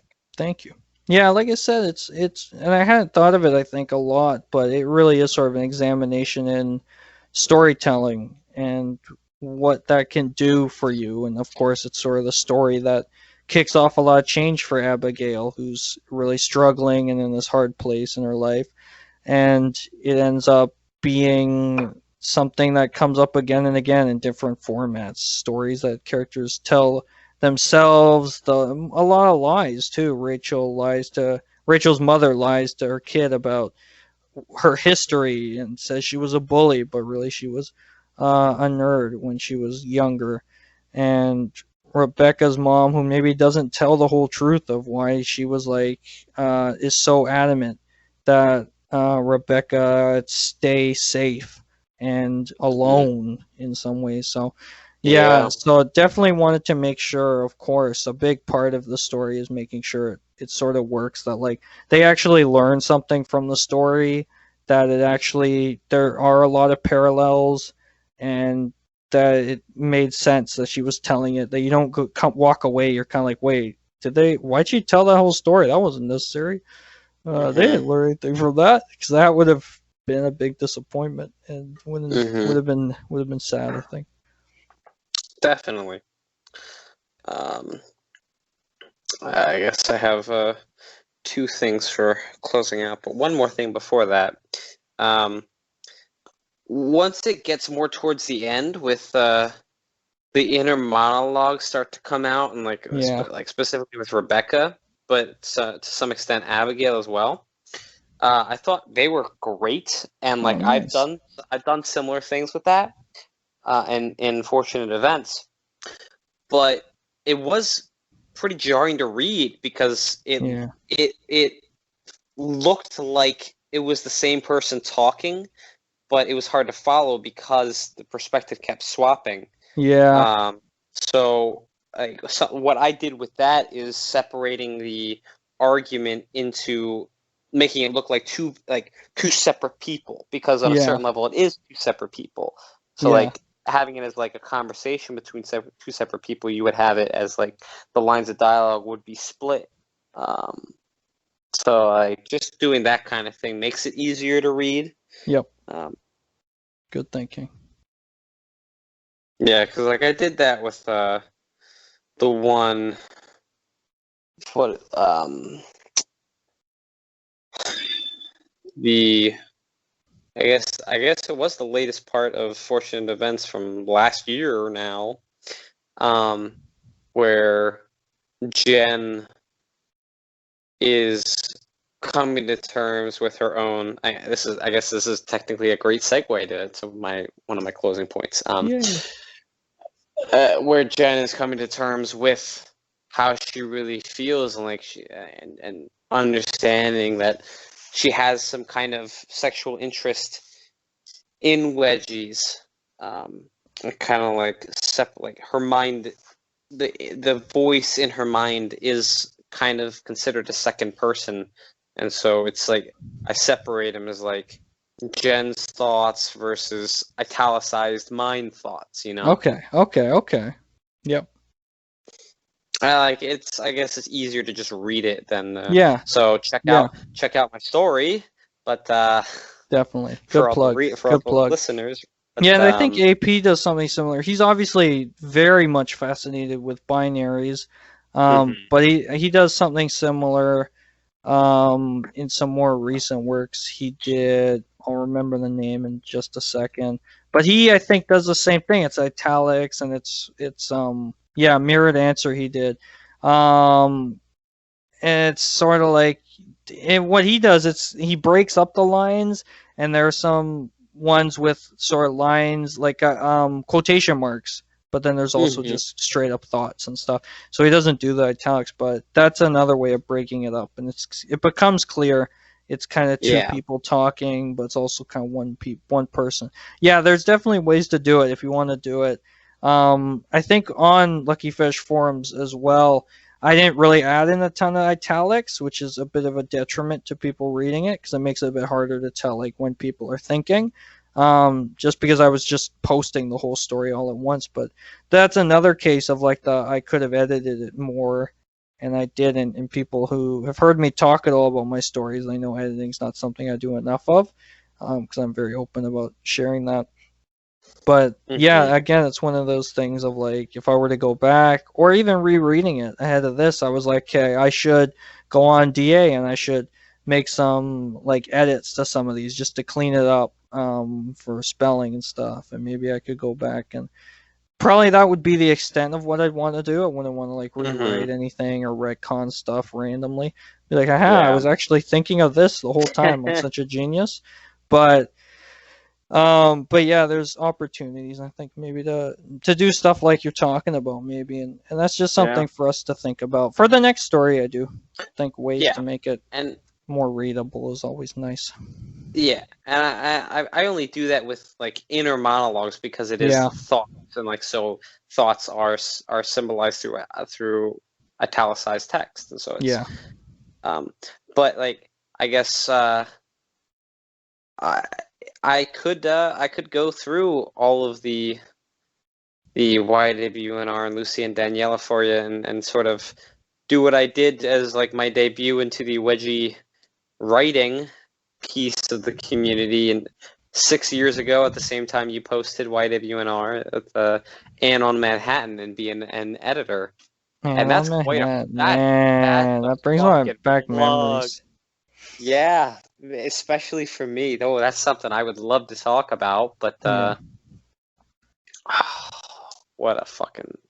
was an experience. Yeah, I love when people mention old story names like that, because although that one's only vaguely like is in my head now, because there's obviously so many stories, I'm gonna have to reread it now, which is nice. So thank you, Nufatora's Best Book Club. That was that was the first story I ever worked on. It was a story I edited for a different author who was very obviously their first language is not English. Okay. And so, but it was the same thing with Excommunicado. I could see a lot of potential in it, and so I offered to help the guy edit it, and he sent me a message and like, hey, that'd be great. So it ended up being like that way, and he disappeared after one piece of the story or something, like maybe two. Wow, that's and crazy. He had big ideas for it, but it was a lot of fun doing that. But I would tell you, I was editing on my phone, in a notes app while at work a lot of the time.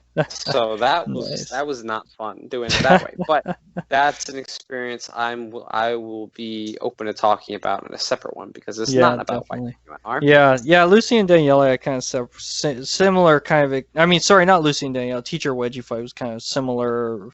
What's the word I'm looking for? Beginning, I guess. Like the whole birth of that story is kind of similar to what you're talking about. But that, like you said, different story for another day.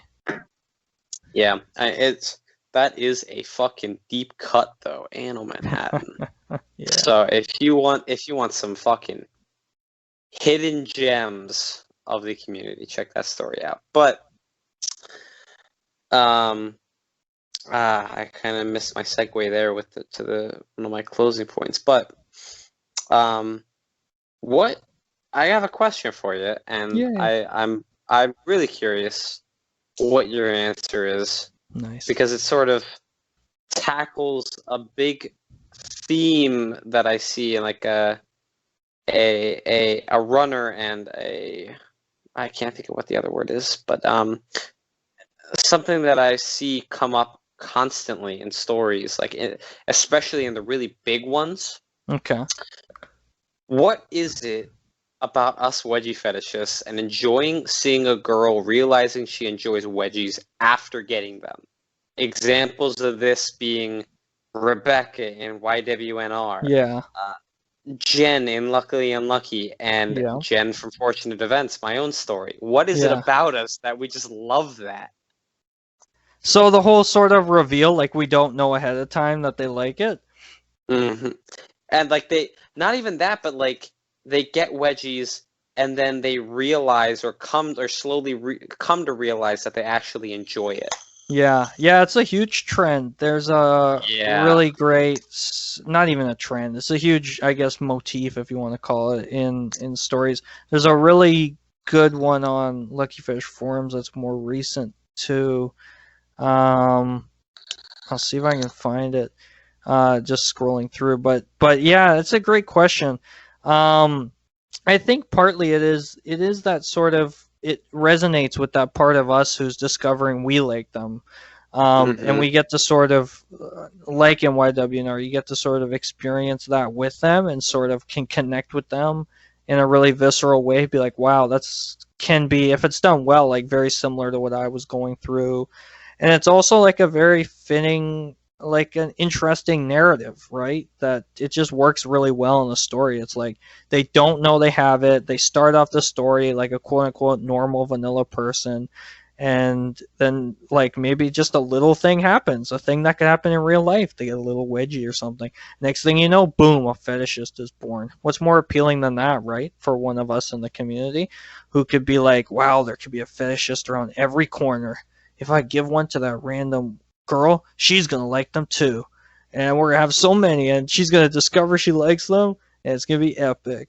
So I imagine it's partly a sort of that thing. Like it does introduce instantly that sort of cool conflict within stories, a conflict of the self, and then also you get to, as a reader, resonate and connect with that character. It's a bit of a shortcut, I guess, to connecting with characters too. Plus, it is a bit more interesting than just like, I like them and I still like them and now I'm going to give them. And you're like, where's the arc, right? At least with someone who discovers it, you sort of get to force the arc of like, now whatever I do after discovering it is story progression. I can give myself them. I can get them from other people. And that is all good story. And a bit of like a change and potentially like an evolution of them. But yeah, that's an excellent question. Yeah. I think like one of a very surface level thing, but is very like major to answering that question is the I would say most of the community is male, and Yep. Oh yeah. It's like I've it, done the demographic surveys, right? It's like, and I've found out, and I forget the numbers off the top of my head, but the vast majority are white males between the who are ages of like, at the time I did it, it was like 16 to 20. So you gotta imagine they're a yeah, bit older than and that they now. were The majority of them, but and that's it. White and, males. Yep. The and vast straight majority. straight white males. Yep. Yep. So seeing like what how do I word it? At least I know like I can guarantee like if I say this you'll agree with me like what something that I would love to have is a girlfriend who is into wedgies, and so that sort of brings that aspect to fruition in a Yeah. way. Like you Yeah. actually get to see that happening as like, hey, there might actually be women that are into this kind of thing because Yep. until you actually get to experience it, and maybe even after you've experienced it and you kind of maybe like you break up or you go your separate ways, it doesn't feel real in a sense. Like what are the actual odds? What are the chances of a woman actually being into this kind of thing, such a mundane thing as I Yep. believe you put in YWNR. Yeah. Yeah, it's fascinating to think about and a great question. And definitely I think a big part of it is that fantasy fulfillment element, which is so much of what Oh, these stories are, definitely. right? Um It's from a I core definitely feel element. like that's a big part of why we put it in our stories, but Yeah. I think there is more to it than just that. Yeah. Yeah, I think it definitely tries to feed a lot of different um desires and interests we have, and there is exploring fantasies, and it's, yeah, it's like getting to imagine that you could meet someone, and not only could you meet someone who's like cool and funny, but they're also just like you and they like this thing that is so rare and you're so used to being alone with, right? So that Yeah. really cool unique element of not being alone, and also being with someone who likes what you like, so but on such an important level. So I think it's super super cool there. And the story I was trying to remember is called Awakening, which is a really awesome Hmm. MF That sounds story that on Lucky Fish that forums. sounds that Yeah, it's sounds great. very distantly familiar. Yeah, it's an excellent story. Where same thing, she sort of gets one and then realizes like she likes them, and then has the very similar sort of beats of like explores site, unnamed site that just has a lot of content for wedgies, and ends up giving herself some, and then keeps getting some from a guy who likes them too, right? So that Mhm. fantasy element of like the perfect relationship. Yeah, so I I can't help but I had to pull this up because like this is a book club, and in a book club you would read passages from stories. Yeah. So I have kind of a lengthy passage from my own story. I can't help but read it because it is like this is one of I'm immensely proud of what I wrote with this. It's one of the in my opinion, it's one of the best things I've ever written. And I've only written a small amount in the Wedgie community, but I've written a lot outside of it just for Uh-huh. myself. So I had this passage here that I can't help to read. Um, so bear with me with this. So this is from Fortunate Events. Another yank silenced her, which Riley filled with, "We're done when I say we're done." While Jen said nothing else, her thoughts were racing. What the hell is going on? This isn't Riley. I don't know what the fuck has gotten into her. I gotta stop her. But another voice in her head spoke up. But if you're going to stop her, you would have already. Maybe there's something you're not telling yourself here. Another stinging pull. The backs of Riley's hands pressed against Jen's shoulders.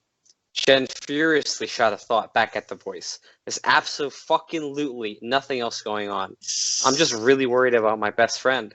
I want her to be happy again, and if this helps her be happy, then god damn it, she can give me fucking wedgies all day long. But the voice was ready for this. Of course you'd say that. What a friend. Such a friend that you'll lower yourself and be a plaything. Any normal friend will get her some help, therapy perhaps, but you decided the best course of action would be to let her indulge in something you know turns her on. Why is that, do you think? Jen was dimly aware that she was now, for some reason, laying on her stomach, with Riley crouching at her shoulders and cranking on her underwear. She felt the pain, the discomfort. She understood it. Not like Riley. Different. Being used like this. There was something to it. In a mental panic, Jen feebly thought, "Stop getting in my head. You're fucking me up. Get out!" Then something she had come to both dread and wish to hear. "But you must know I am you." Being controlled by someone. Not allowed to do anything without permission. A servant to the whims of another. Complete submission. This is pleasure. Now you've got it. Now hurry up and get back to reality so you can enjoy the last of this. Nice. Slow clap.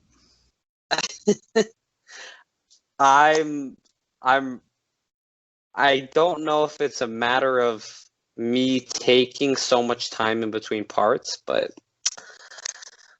I'm really proud of what I did with that one. I think I really captured the mental. I don't want to go too much into anime panties territory here and rave about myself too much, but too late. You've done it. Well, I guess we better cut. We can't call. We have to start calling them W's now. Then, but nice. So it is just very interesting to me that it's such a common trend that there's so many stories with a girl or woman realizing they like wedgies. Yeah. While in the process of getting one or after the fact. So yeah. And it's funny because it's like, unlike us who are guys, we want to see women, right? So it's like we just sort of paint what some people's experiences are. Some people have said after they've gotten them when they were young, they sort of realized it was a thing. So again, it's just them in some cases being like, all right, me just tell my own story, but with a fictional lens of it being a woman. So that's another way to sort of vent, but also sort of come to terms with the fetish, which is difficult and can take a lot of time to do. And if you're a writer who expresses themselves that way, that's going to be the way you're going to do it, I think, too. Yeah. And so I guess the final thing that I wanted to talk about was the timeline of YWNR and how it is kind of fuzzy when you relate it to other stories of yours. Yeah. So for any listeners who have not put the pieces together, Hans, looking at YWNR, and you see some of the characters that you wrote into it, and then you read Lucy and Daniela. Or maybe you did it the opposite way. You read Lucy and Daniela first, and then you realized, oh, these characters are from Lucy and Daniela when you read YWNR. Are they in the same universe? Yes, they are. Yeah, definitely.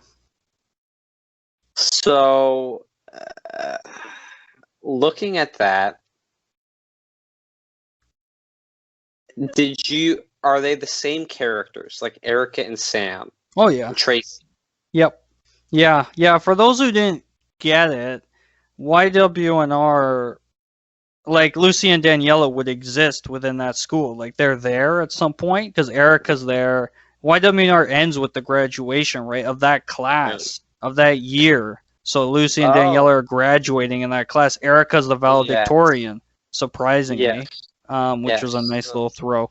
So, like, it would be, I guess, within the same year, it's Lucy and Daniela and Teacher Wedgie fight happen within that same year, and then it ends with YWNR, and they graduate, and they're all off to better and bigger and brighter things. And so what graduation is that? Is that the graduation of Colleen and it was supposed to be Tracy, or is that the graduation of Abigail, Rachel, and Rebecca? So the one I'm talking about, where Erica's valedictorian, that's Hannah, and that's Tracy. Technically Colleen's graduation too. So Colleen would have graduated with Lucy and Daniela, and Erica and Sam, Amanda, all those guys. And then sort of separate, which you don't ever see, is the graduation of like Abigail and Rachel and Rebecca. That's just sort of mentioned, like they're gonna go to that thing and they're gonna do it, but you actually see some of the graduation where Rebecca was valedictorian. It was about the extent of it that you get, but that's a nice little Easter egg for people who've read Lucy and Daniela. That is interesting. I'm trying to go back to the story because it was very. It was kind of fuzzy to me when I read it. Yeah. Timeline. Because when I was reading it, it looked like it read to me as though Erica, Sam, Daniela, and Lucy were all mentioned during the present day graduation. Because that happens later, right? When that graduation is mentioned, it's still within the story. And Colleen says like they're doing the graduation, and that's when Tracy's parents show up, right? And she sort of finds out the truth of what was going on and the cancer and stuff, and like why Tracy wasn't there and stuff. Yeah, so I guess I just didn't. I don't know. I guess I just didn't read it closely enough because it looked like that Lucy and Daniela were mentioned during. Because then the other graduation comes up is at the end, like when Abigail, Rebecca, Rachel, the young ones are graduating. That's just briefly mentioned, where it's like they're going to go off to their graduation. That's the whole second person part at the end, where it says today's the day of their grad. That whole thing. They're never at a grad. None of the other characters like Lucy, Daniel, anybody like that are mentioned at that point. Okay. Yeah, wait, let's see here. Yeah, all right. Yeah, I guess. Yeah, Rachel thinks of her graduation that is coming up, and the fact that okay, so yeah, it ends with their graduation is coming up, but they're all at Colleen's house. Yeah. Okay, so all right, so that makes a hell of a lot more sense then. So yeah, how much time has passed in between them then? It's been like, I forget what it said. I can't remember if that was explicitly stated, but I imagine it was like because she's a grandmother now, so you got to think it's probably been like a good maybe 50 years at least. Now that I think about it. Yeah, because it's only ever said it was years ago. Yeah. No. It just is decades later, whatever. When I think about it now, it's like she's a grandmother now. If we hold to the idea that obviously the story's all accurate and she's telling it, it's not like her daughter's story or something, which wouldn't make as much sense, I guess. So yeah, it's probably like, I don't know, it's gotta be like 50 years later or something bonkers. Okay, so that makes a hell of a lot more sense then. Yeah, mystery solved. Yeah. It is interesting to think about how now Lucy and Daniela are super old now. I have not read about well, okay, so there's your old person story to write, is Lucy and Daniela in old days. In their old age now. They're in an old age home. That's the story. They're in a retirement home, but they haven't retired from Wedgies. That'll be the joke. Yeah. Genius. Or maybe they have. Maybe they have, and they randomly get together and they start it back up again. Yeah, I've told you, right? Like, and I'm sure you've heard, like, that I had an idea briefly for like a sequel for Lucy and Daniela shortly after I finished it, but obviously never wrote anything. But yeah, I had an idea. I'm sure I've told you this, so stop me if I'm just repeating myself. But the idea I never thought too deep into it because I knew. Save it for the Lucy and Danielle podcast because this Yeah. is But yeah, I did have some ideas for a story that would take place. Not with they would be older, but not that old. They'd be like maybe in their 40s or something. And I thought about that. So looking at YWNR, yeah, 6 years later, it's all done. It's all wrapped and tied up with a bow. Yeah. Would you continue it? I don't think so.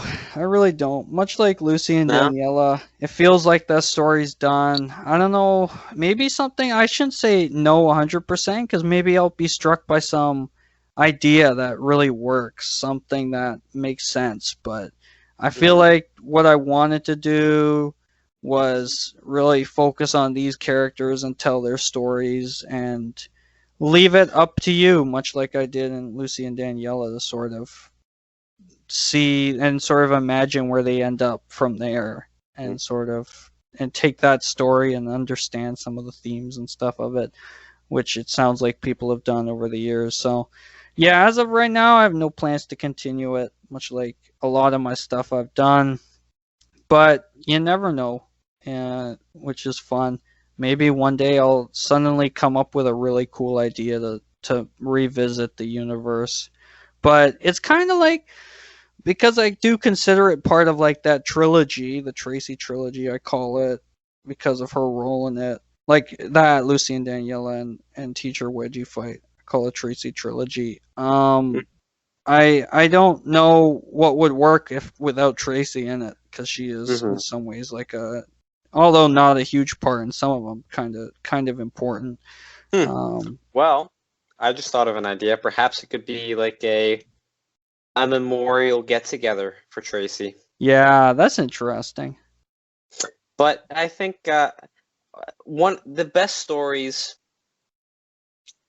not just in literature, but just like movies, TV shows, the best stories for at least portraying realism and making the characters feel authentic and the setting and everything is like, this actually happened, is that it feels like a snapshot from the lives of the characters, and like you're stepping into their lives for a moment. This happened to them, but there's so many other things that happened to them before the story. There's so many things that happened to them after the story. You're just looking at one specific moment in time for them. Totally. And making that feel, instead of like the characters were alive during this, and that's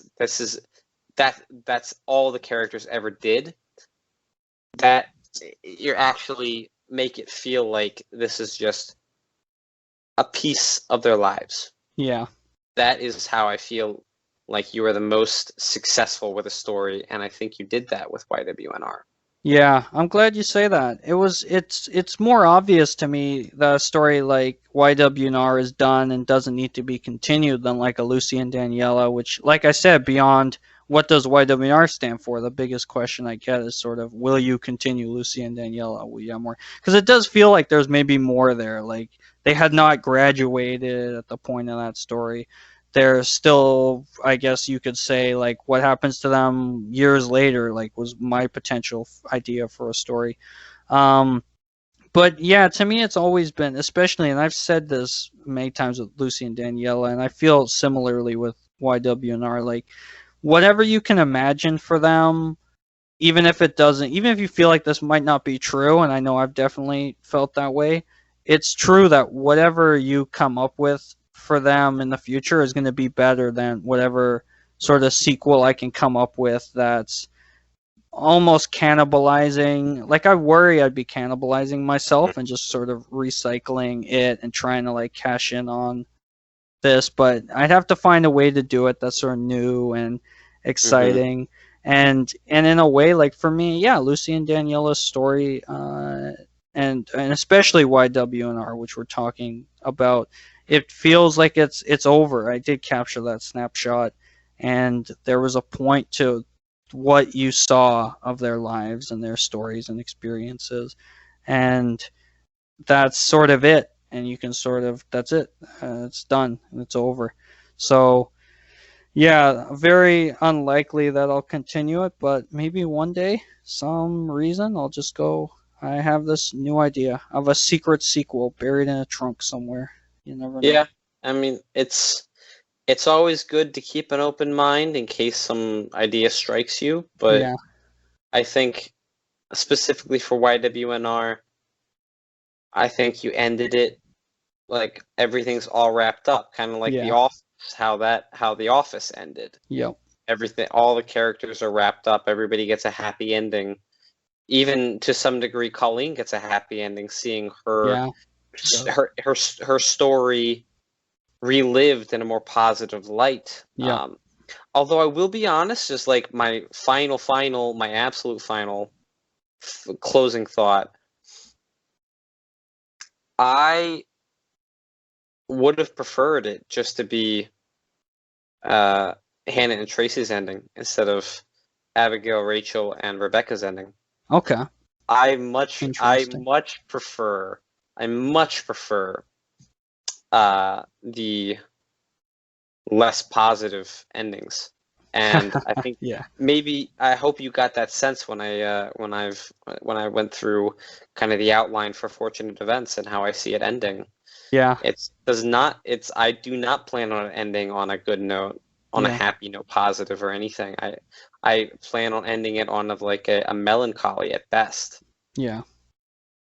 Yeah. So I'm definitely like a sentimentalist. I love that sort of. I think I used to be less jaded. Now I'm more jaded and like moody and Mhm. stuff. After my heart was broken and all that fun stuff that you go through as you grow up. So I'm kind of like, yeah, sad endings. They gotta die at the end, like what you Oh, kind of not get in that, but YWNR. But even just like they have to be alone and they have to be all sad and depressed. And I've done that with stuff, or just they need to be going through stuff. And even if it's like kind of like they come through it, like I do in Just Like a Wedgie, things like that, which is like very just a person freaking out about a breakup and dealing with a lot of stuff via Wedgies. It's kind of like yeah, um, yeah, the point is, yeah, I was definitely super into happy endings and I wanted that super uplifting, happy moment for everybody. But yeah, I could definitely see like other writers writing YWNR. They go, yeah, let's take it a bit more melancholy. We do it a bit. Not everybody's super happy. Maybe you leave it open. yeah. Grace has some like rough stuff going on with her or something. Who knows? Mm-hmm. Yeah, because like it sort of falls into that leave them wanting more. If you like, I, I will not, absolutely will not reveal the story. You're the only person who actually knows where I want to go with the story. I will never reveal what I want to do with Fortunate Events until I've written it out and you can read where it goes. But I do want it to basically end where the main character has just experiences some shit, and the ending is her just coming out of it. Yeah. So like, there's no real happy ending. There's no satisfaction at the end. And so what it really is, I want it to be like I want my readers to be like, how could you end it there? Why please like go further, like that, like I want it to be the epitome of leave them wanting more, you Yeah. know? Yeah. Nice. I like it. Yeah. So finishing an episode of YWNR by focusing on my story. Yep. That's the way to do it. That is Host 101. So, any final thoughts about YWNR after talking for over 2 hours on it? Yeah, that's awesome. And I could talk more. As you know, I love talking about my stories. I mean, yeah, like you had good critiques of it, and it's good that you can sort of tell people that's not sort of the perfect best story ever. And rereading it, I see parts and things that I would improve on and change beyond sort of cleaning up for spelling and stuff, which I can do at any point and probably should just to make it a bit better. There's some stuff I feel like, I think the point is I'd love for people to read it, of course, and thank you everybody who's read it so far and left amazing comments and really been touched by it. It definitely was me, I think, like 6 years ago. It was a big part of where I was at life. I was sort of spending a lot of time, like, because I've always pictured that house, Colleen's house, to be sort of my grandparents' house, and that's what I sort of visualize it as, and even sort of the location of the school. I kind of, because there's a school very close to there, I picture a lot of that was sort of based on that, and I was spending a lot of time around there. So it was very much sort of just so inspired to write after Lucy and Daniela, and it was a really amazing experience to get to write so much and really leave an impact on a lot of people. So I hope people read it and know that I've grown a lot since then. I feel like my writing's improved in some ways, and I'm still trying to sort of capture the magic that I sort of had in that story. So stay tuned for more from me, I guess, to end us off. It definitely does feel like sort of an oxymoron when you say, like, YWNR is your favorite and you feel like it's the best you've ever done, but at the same time you say you've improved drastically. Yeah. So right there, that should mean that you have written better stories than YWNR, but you still say it's your favorite. So that is definitely an indicator that people should read it, because if one of the biggest proponents for the Wedgie community, one of the most important people in the Wedgie community, it is. Would you say it's one of your favorite stories overall, or just one of the best ones you think you've done? Probably both. Okay, well, there you go. So one of the most important people in the Wedgie community saying it's one of their favorite stories that's ever been written. That is all the reason you should need to go read it and check it out. It's posted on Lucky Fetish and DeviantArt. Please go check it out. Absolutely worth a read. And now that YWNR is finally out of the way, we can get to Lucy and Daniela, and yay! I will be 100% honest before we do that episode. I'm going to be looking at it through rose-tinted glasses. I'm not sure I'm going to be able to point out anything bad about it. Amazing. So you're going to have to check me on that if you're able to. No, I'm not. Yeah, even if you try, I think I may be able to just counter it with some brilliant. This is why the bad thing you think is bad is actually great. Awesome. I look forward to it. Yeah. I am so looking forward to it, and I hope other people are as well. This has been an extremely long episode, but 100% worth it. I always love talking to you about any kind of story, and just in general love talking to you. Thank you so much for coming on, Hans. Thanks for having me. I'm sorry I talk so much, but I'm glad you want to have me on and to talk about stories. It's amazing what you're doing, and I hope you just keep doing it. I'm going to keep doing it as long as people want to keep talking, and don't ever apologize for talking at length about things. That's exactly why I love having you on, because you have so many thoughts and you want to discuss them all. Well, thank you again. Yeah, and anytime you want to come on, you are absolutely welcome to come on. I will always let you know if there's an episode I'm going to do. This has been another episode of the Best Book Club. Give it a like, give it a favorite, give it a comment. Tell me how I'm doing. Tell me what I can do better. Tell me what stories you want to hear about. Give me any kind of feedback. I'd love to hear it all. Thanks for listening. This has been Salem, aka New Fatora. And that's all.